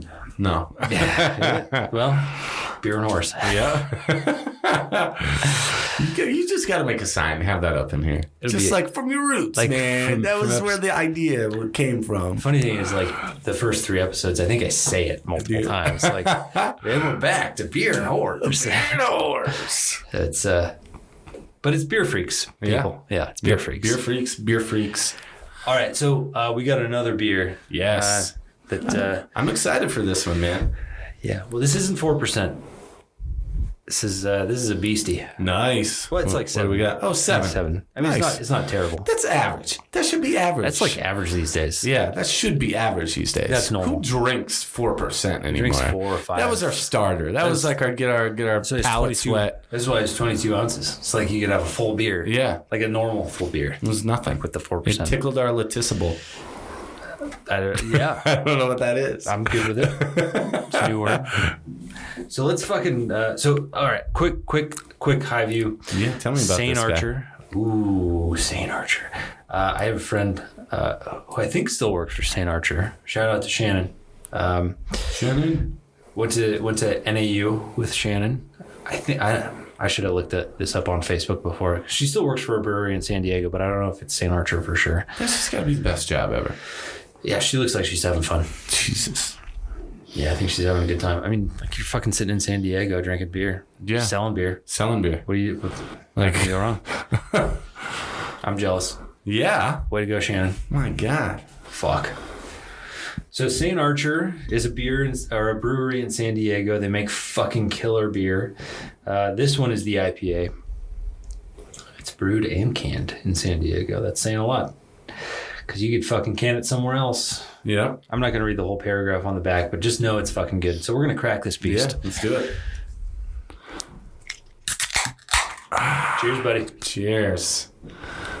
Thank you again, sir. Cheers to good beers. I like it. See, it's the best thing about podcasts, too. Podcasts just, man. Ooh, that goes down. That's just like, you got it. Fuck. That's a good one. You know what's funny is I'm normally not a big fan of IPA. Really? At all. Shit, I wish you would have told me Like, that. I hate the hop and stuff. But, dude, this... It's a little like mellow. a very surprising, very mellow. Yeah. Like, I could drink this. Easy. Well, I am going to drink it, but this is one I would actually pick up for myself and drink. I'll know that next time. I will not get an IPA. Oh, no. I like trying, like... Because I'm just used to IPAs that are like, very hoppy, very like... That's the problem with IPAs. They're trying to fucking go too far. Mm-hmm. They're trying to just like... I feel like they're just pushing more and more hops. They're like, why don't you just eat a hop? Like, why don't you just fill it with fucking hops and just make it a crunchy beer? Mm-hmm. Like, that's what they're just trying to fucking go further and further with it. And it's like, guys, relax. Like, introduce some interesting flavors. But, like, I'm done with just extreme hoppiness. Yeah. I want to taste my food later. Yeah. Like I want to taste just the hops. Don't they say, like, West Coast hops or West Coast beers, they're like, their hops are, like, heavier? Do they say that? Like East Coast hop beers are very like... I think there's something about that. Right? Well, and also like the whole Northeast IPA sort of thing that's happened recently. Like, I think that's a different hopping process. Like I think they put the hops in later or earlier. I don't know. I should know this, but I don't. You gotta come. There's a buddy of mine that he's started to brew his own beer again. And we just made a mango habanero. Okay. Got this. Oh, dude. Ooh. So have you tried it? Is it like this? I think it's still got a week left. He just did the habaneros. Okay. I think maybe like last week. Okay. So we did the mango puree like 2 weeks prior to that. But yeah, it's been like month and a half now. Dude, that's killer. Yeah, but it's crazy. Like, he showed me the video of where it's at, and he's got it, and it's straight up just looks like mango. Like, it's got that nice bright yellow color to it. Dude, but it was nuts, like, going over there and doing the whole process with him, because I've never seen it in person. And so I wanted to go over there and watch it, and it was insane. Yeah. We were there for 6 hours. Well, I was So involved. the process is. So I thought it was interesting. I was listening to your podcast with the World of Beer guy. Yeah. And he was talking about brewing beer. Yeah. It's like, it's not that complicated. And I'm like, And then he brewed- talks about it, and it's like, wait, that is complicated. yeah. I was like, I've brewed beer before. Really? Shitty beer. Trust me. No, you never wanted to try this. Yeah. But I tried. Yeah. It's fucking complex. There's some shit to it. Yeah. Like, it takes time. Totally. It takes precision. That's the thing, man. Like, yeah. So, like, that's... Like, temperatures have to be just right. Like, before you put the yeast in, or the yeast will die. It has to be within, like, 5% or 5 degrees. Like, it's crazy. Yeah, and I'm not that precise. And the thing is, I used to brew beer with my buddy. Like, I wasn't brewing beer, but he was brewing beer. Yeah. And, like, they were always fun days because we would sit there and we would drink with several other friends. And like, but I'm like, if I was drinking while I was trying to be this precise, I'd fuck it all up. I guarantee you. Because as soon as I have one beer in my system, I'm not even drunk yet, but I'm like, I don't give a fuck. Yeah, 5 degrees over, whatever. It's fine. It's fine. Oh, it's not time for the yeast yet? Yeah, but I got the yeast in my hand. I'm just going to throw it in.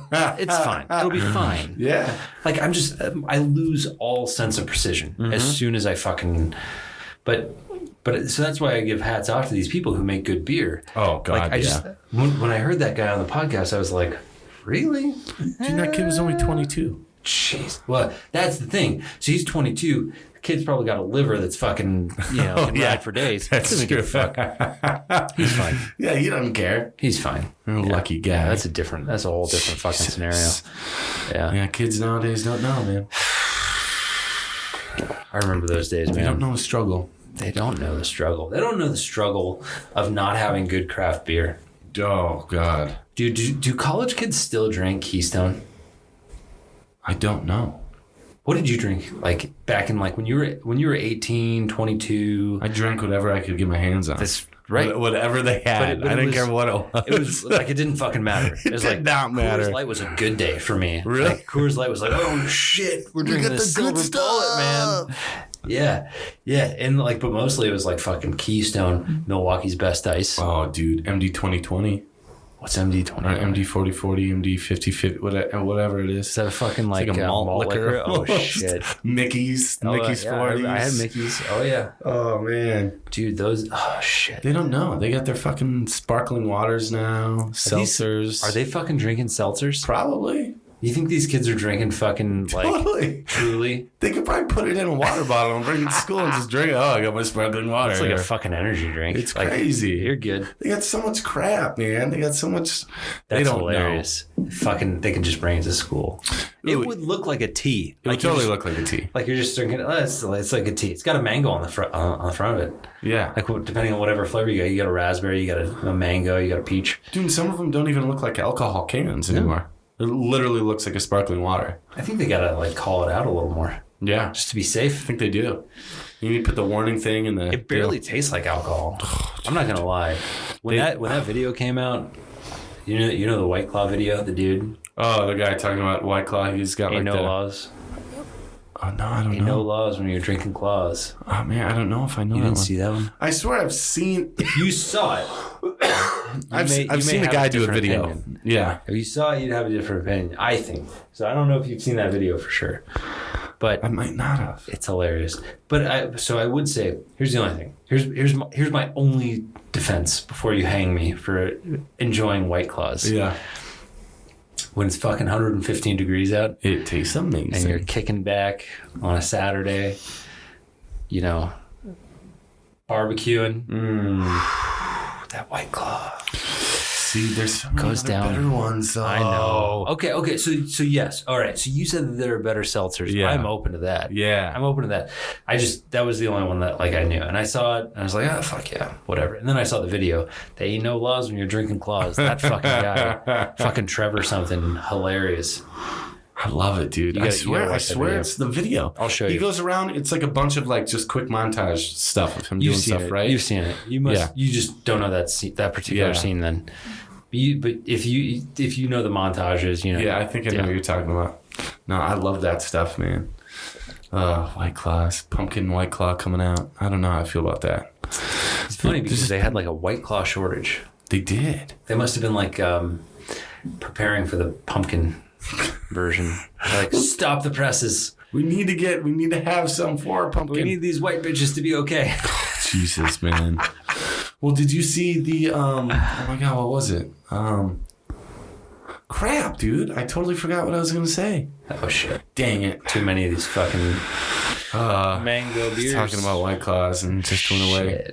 No, they like Smirnoff has a really good one. I think Bon and Ivy or something is another good one. There's Golden Road actually makes like a Fresca. Golden Road Brewing makes like this Fresca sparkling like deal. Ooh, that one, man. That one is fantastic. Good. Very hard to find though. Okay. I know Total Wine has it, but like Lee's sells out super quick. I stopped going to Lee's. Yeah? Lee's bums me out, man. I like Total Wine more. I need to go to Corey's. Yeah. I mean, Corey's is the best. I need to go there more. I need to go check it out. If you're not a Las Vegas local, you don't have the luxury of going to Corey's. Sorry, guys. Sorry, folks. You know, come here, check it out. Got to. So, tell me about the fucking, because that's nice. I know we're now drinking St. Archer. And St. Archer I got no complaints about. I got one complaint about Golden Road, other than the 4%. That's like, sack up, guys. Come on. Yeah. But the other thing is Zima. What? Sorry. Zima. Oh. You remember Zima? Of course I remember Zima. But that's like Smirnoff, though, isn't it? Yeah, it's way worse. It's like fucking, it's just sugar alcohol. Terrible. Like, you're just going to get fucking a sugar high before you get drunk. Yeah, you have one of those and you're vomiting in an hour. Jesus Christ. All right, anyway, back to this. Oh, Jesus. I just thought of it. I had an episode where I fucking had a buddy. I fucking iced him with a Smirnoff Ice and he fell over. Oh, dude. He fucking chugged it and he passed out. I wouldn't be able to do that. Never. It went straight to his head. Dude, it fucked him up. It'd be awful. I'd rather take a shot of mayo. He's been on this podcast before. Really? I won't say his name. Yeah. But anyway, so back to what I was saying. Golden Road. The thing that bums me out. This fucking brewery had so much potential, and it still does. I'm not trying to take anything away, but it was a brewery in LA. LA didn't have a lot of great breweries. Mm-hmm. It was a brewery in LA doing some cool shit, owned by a woman. Mm-hmm. Not a whole lot of fucking women-owned breweries. Not at all. Then they fucking sell out to AB, man. Anheuser-Busch. Really? Oh yeah, they did sell to Anheuser, didn't they? Bums me out, man.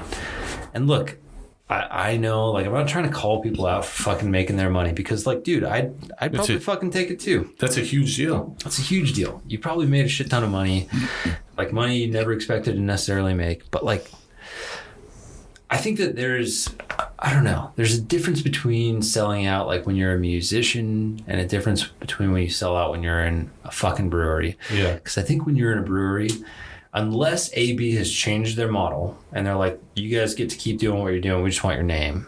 Maybe that's what they do. I don't know. Which you'd hope so. But I don't think that used to be the case, dude. Do you remember, like, fucking, this is going back. Do you remember fucking Killian's Irish Red? Oh, hell yeah. Dude, Killian's was the shit. They still make it, right? Oh, yeah, they still make it. But it's not the same. It's not the same, man. It's not the same. That was the first beer that introduced me to, like, better beer. Mm-hmm. Like, after drinking 4 years of, like, Keystone. And I was like, holy shit, what the fuck is this? It's red? It's red and it has flavor? Like, what the fuck? It was incredible. But then fucking it got bought by Miller Coors. Yeah.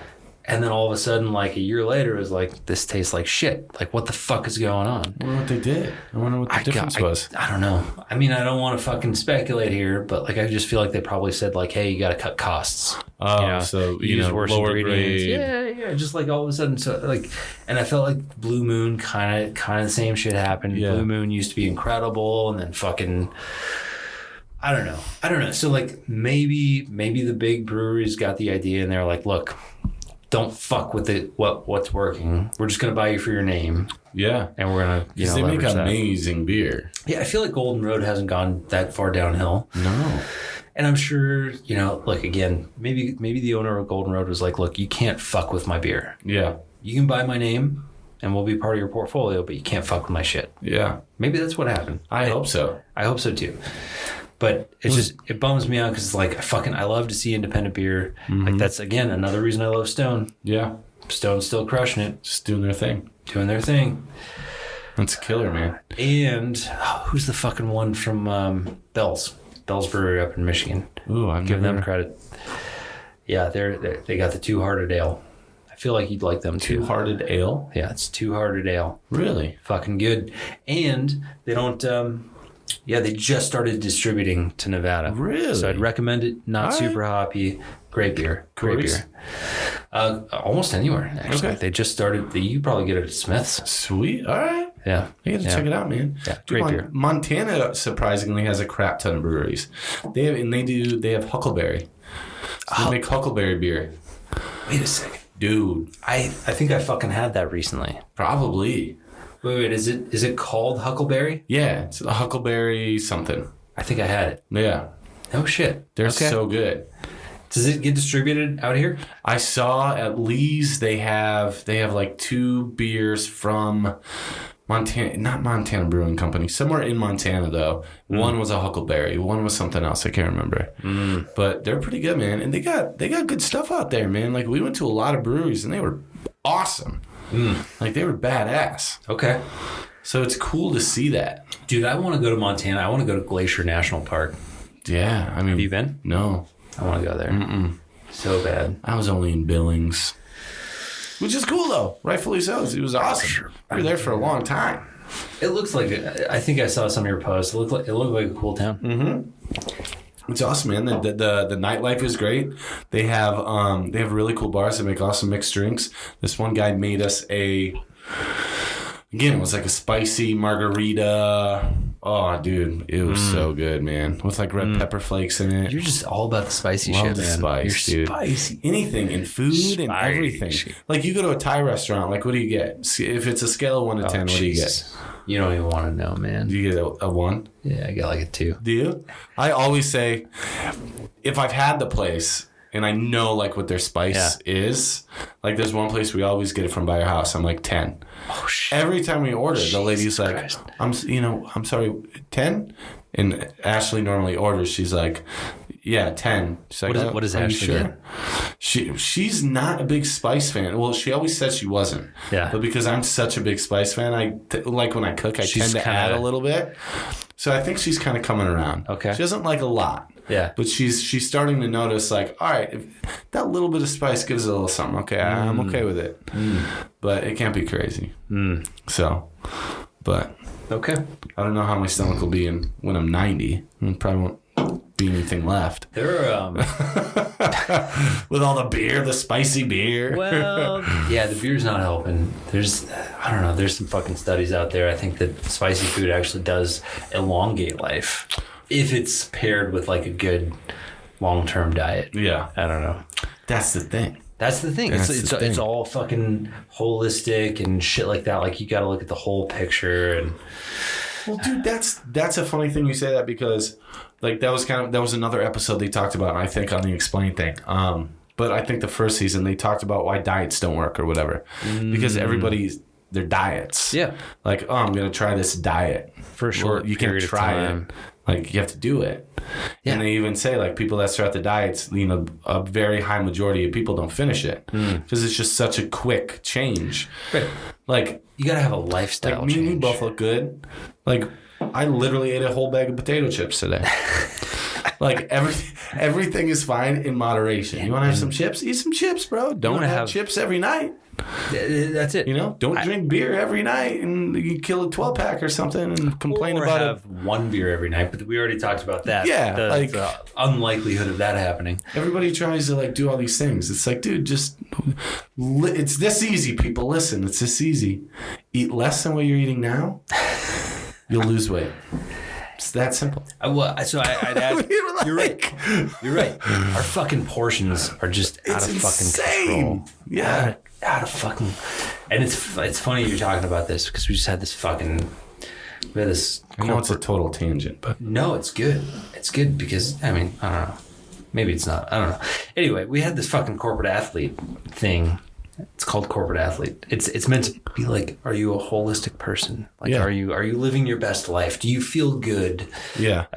When you go home for the night, can you give your family as much as you give your work life? And yeah, I mean, so it's a lot of shit. But actually, I thought it was pretty cool. I thought it was pretty cool because what it did talk a lot about was like portion sizes.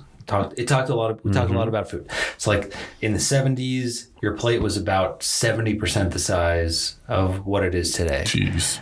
And so like even just when you look at your food on a plate from the 70s versus a plate from today, like if you put a piece of steak, like an 8-ounce piece of steak on a plate from the 70s, it looked like it took up a third of the plate. Yeah. When you put an 8-ounce piece of steak on a plate from today, it's tiny. It looks like it takes up, fucking 20% of the plate. Like you're like, where the fuck is the rest of my food?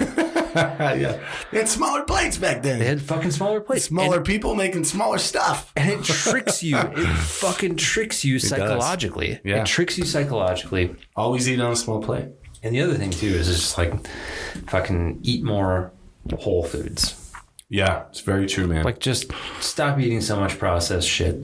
Like, but I agree though. Here's the other thing is I think if you need a fucking day or a couple of days a week where you just fucking say, fuck it, I'm going to have some McDonald's or I'm going to have a bag of chips. Dude, if that's the only thing that's going to make you happy, you probably have to analyze your life. But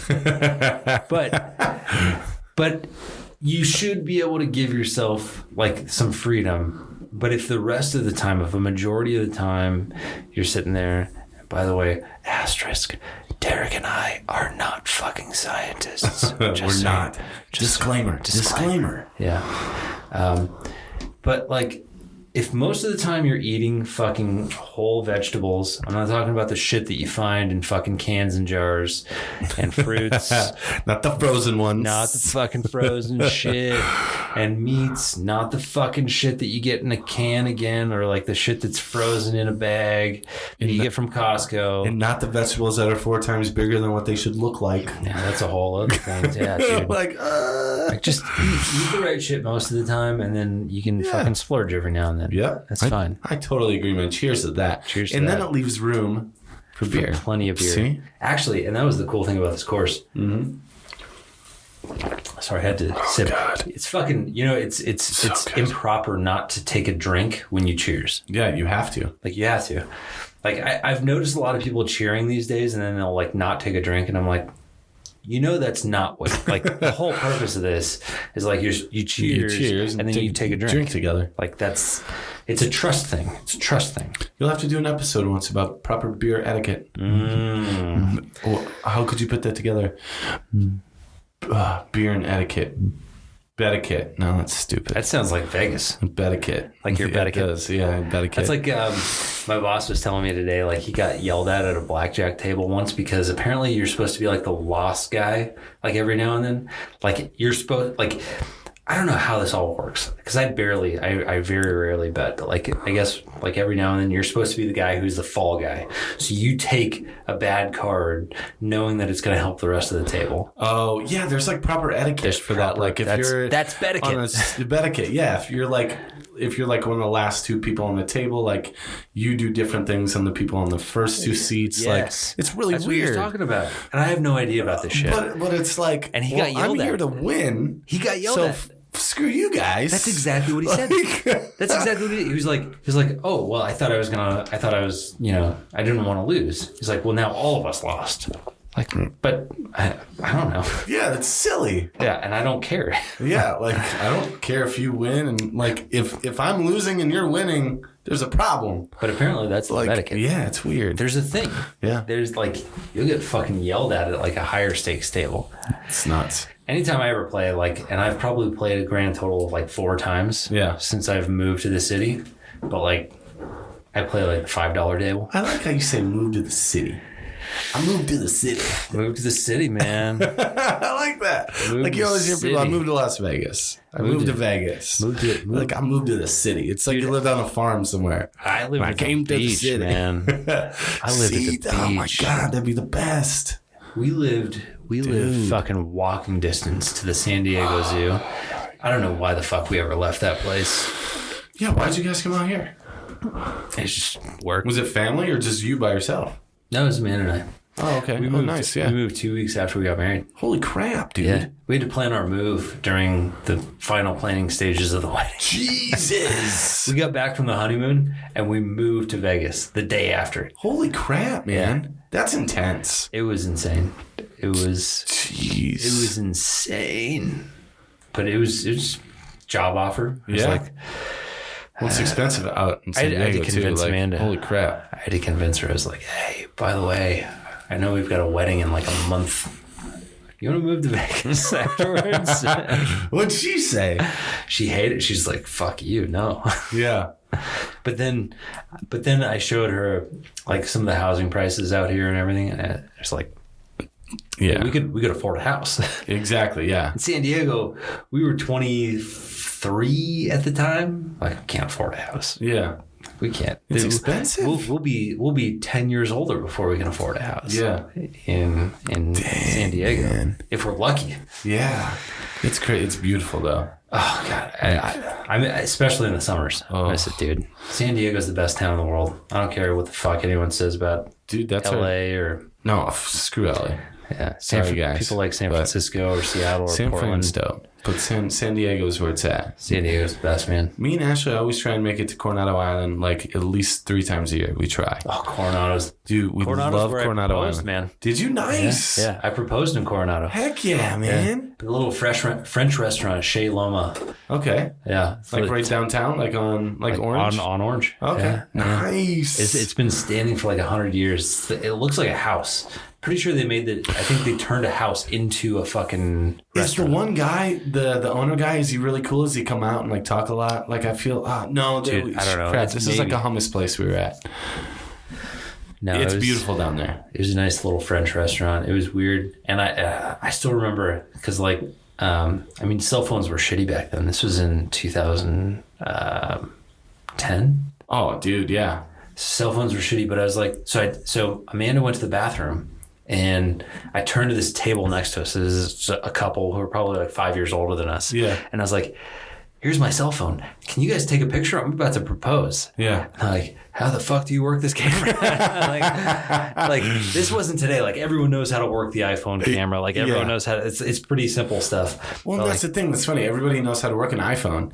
You give someone an Android or something, you're like, how the hell do I turn the camera on? How do I, what do I do? Oh yeah. It's so funny. The difference, but anyway. But I'm an Android guy. Are you? See, But my work phone is an iPhone. Yeah. My work phone's an iPhone. My personal phone's an Android. Because I want to have a foot in both sort of worlds. Yeah. Like it makes sense. Just ready. Yeah. In case like one day iPhone, they find out that like Steve Jobs like molested kids or something like that. And then just drops off. I'm like, all right, I got by the way, Android. As far as we know, Steve Jobs did not molest kids. We are not Steve Jobs scientists. Disclaimer. I'm just saying, in case it ever happened. That's cute, man. See. It was a good one. And the funny thing was, so they did get the picture. Yeah. They got the picture. I was so fucking nervous. I was so nervous. I was just going to ask you about that. Like, how was that process? Because, like, I remember mine. I want to know what, like, yours was. Oh, Jesus. Like, did you kind of have an idea of what you wanted to say? No. Like, you didn't have it. You didn't have it kind of. So, like, much like this podcast, I don't plan shit. Yeah. I just kind of go. Like, because anytime that I plan what I'm going to say, like, even when I do speeches, like, I'll plan maybe an outline. Like I know like what bullet points. Like I know what I'm going to say broadly, but like I'm not going to like because when I plan word for word, I feel way more nervous. Yeah, like, I feel like I'm beholden to this script. I got to say this. I got to like if I miss a word, like what the fuck? Now I'm all off. Like I've become much better at just winging it.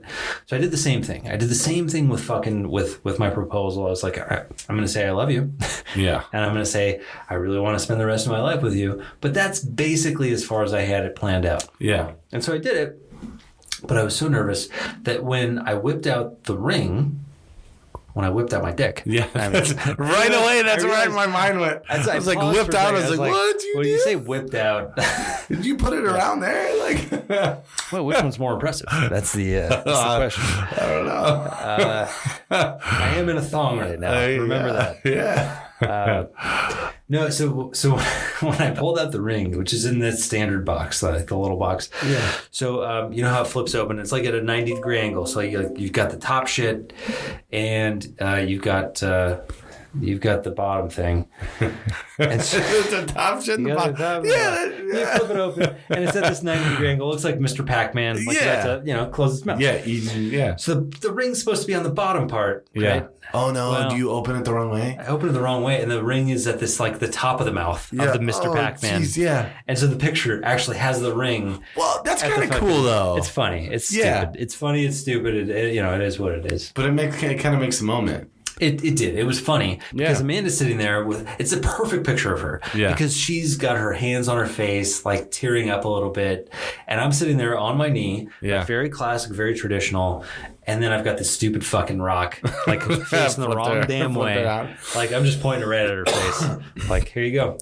See, that's the one thing I wish I did. I didn't get on the knee because we were in a big booth. We were in a huge booth in one of the ones that kind of like around. So there were some people around, but it was at Hugo's wine cellar here, and the booth we were in was one of the ones where you have to like scoot in, to get. So like it would have been super awkward. Booth? Yeah, horseshoe. Oh, okay. So it would have been super awkward for me to horseshoe out. Yeah. Like you could have gone under the table. I'm kind of sung a song and stood on the table. Still on the table. So I'm kind of upset about that. But then like I kind of had a showman too. Like I had an idea what I wanted to say, and kind of like bullet points, not like a script, but like some stuff I wanted to touch on. But we get there, and I'm nervous because they couldn't like guarantee a booth. But we get there, we get this nice already booth. Worried it's about something perfect. Else. Yeah. And obviously they know. And so they're bringing us the stuff. I order a bottle of champagne right away. Our food comes. I'm eating. I'm not drinking. I'm barely eating. And like I can see them looking at me, like waiting for the moment to happen. Obviously, but like 90% of our time is done now. Like we're kind of done with our food, and I'm like in my head, I'm like, shit, I got to do this. Like, so I give her this card that I somehow snuck, with me that she didn't see. Okay. Because we drove there, we got out, we valeted, like we walked, like I had the card, like I can't even remember where I hid it. And so I slide her this card, and in the card I kind of write some of the stuff that I wanted to say. And then you open it, it says some more, but then on the back it says, "Will you marry me?" Right on there.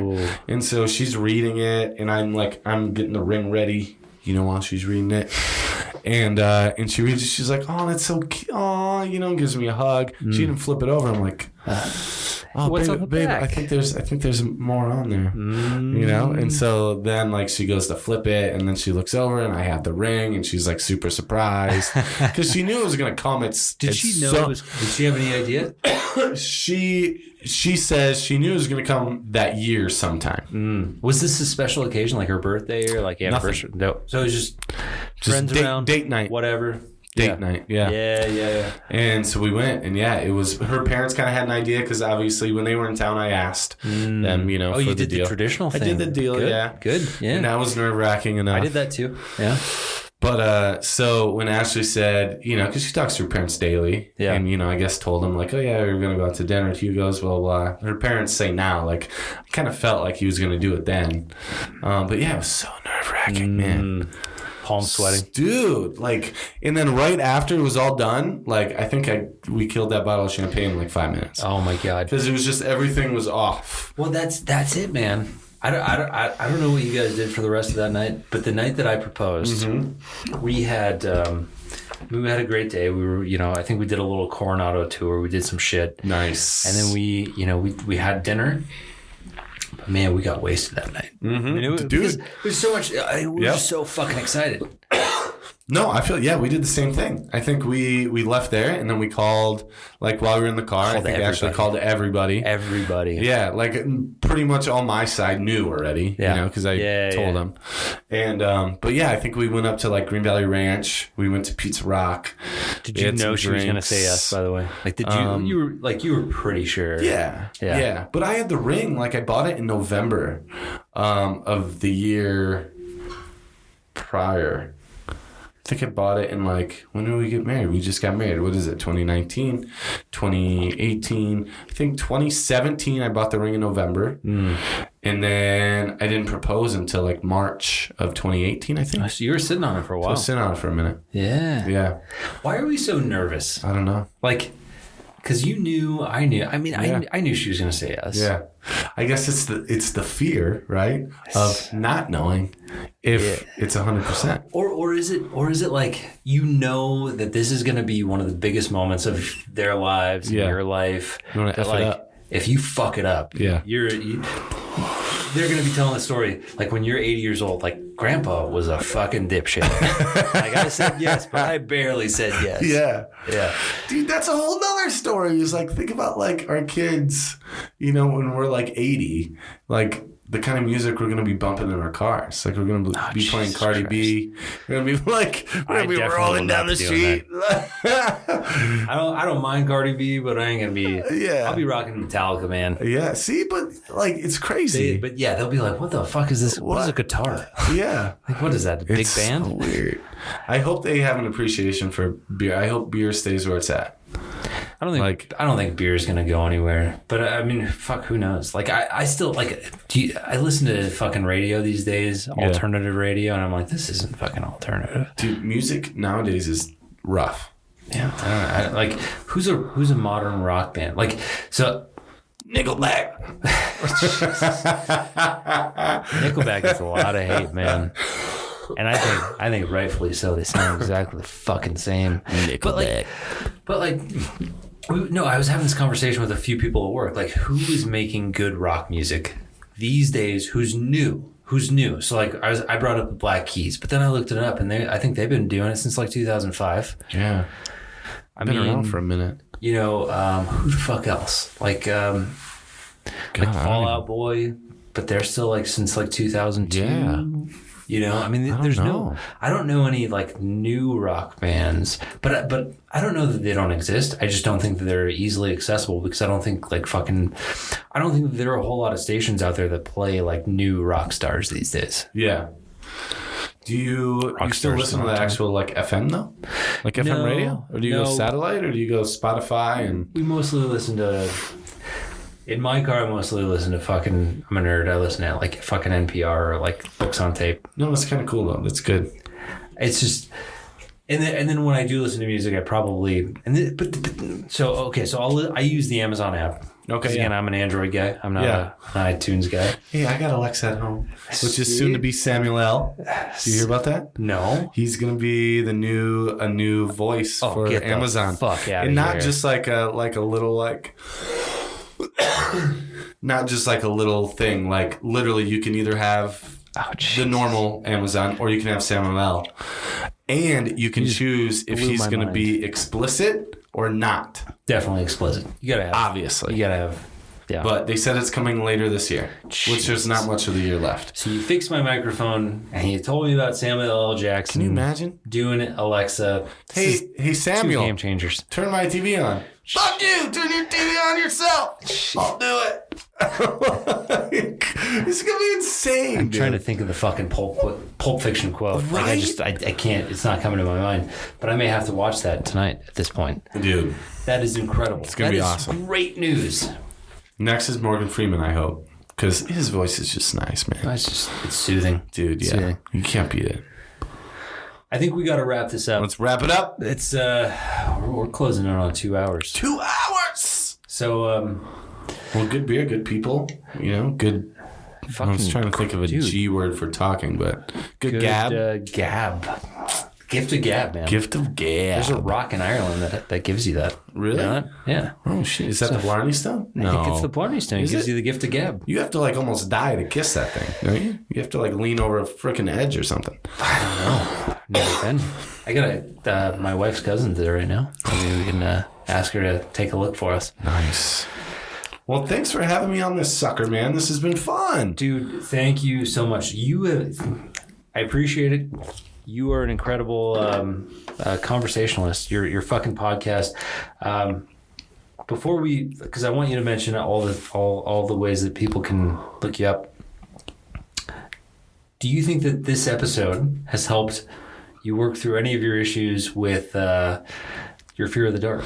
You know, it's nice knowing that there's someone else too. So at least we got each other. Yeah, because it's always like you're afraid of the dark, bro. Maybe we can text each other, like when we're home alone, or FaceTime each other. Derek, I'm going to bed right now. I swear there's someone behind me, man. I just need you with me while I go lay down. Yeah, all right. We sing lullabies to each other. It's basically like the modern version of like the cup and the string, like to each other's rooms.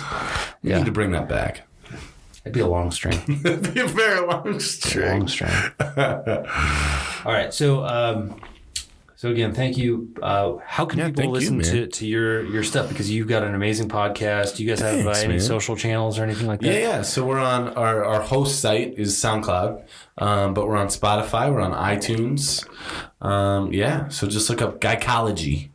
You guys got an Instagram or anything like that? Yeah, we're on Instagram. We're on Facebook. Okay. No Twitter. I don't know that. Look them up, fuckers, because they have a good time. Look us up. All right, thanks, Stu. You rock, man. Cheers, brother. And then we got to have you on ours next. Hey, whenever you're ready. Yeah. Cheers. Folks, have a good night. Sleep tight and don't get scared of the dark. We will.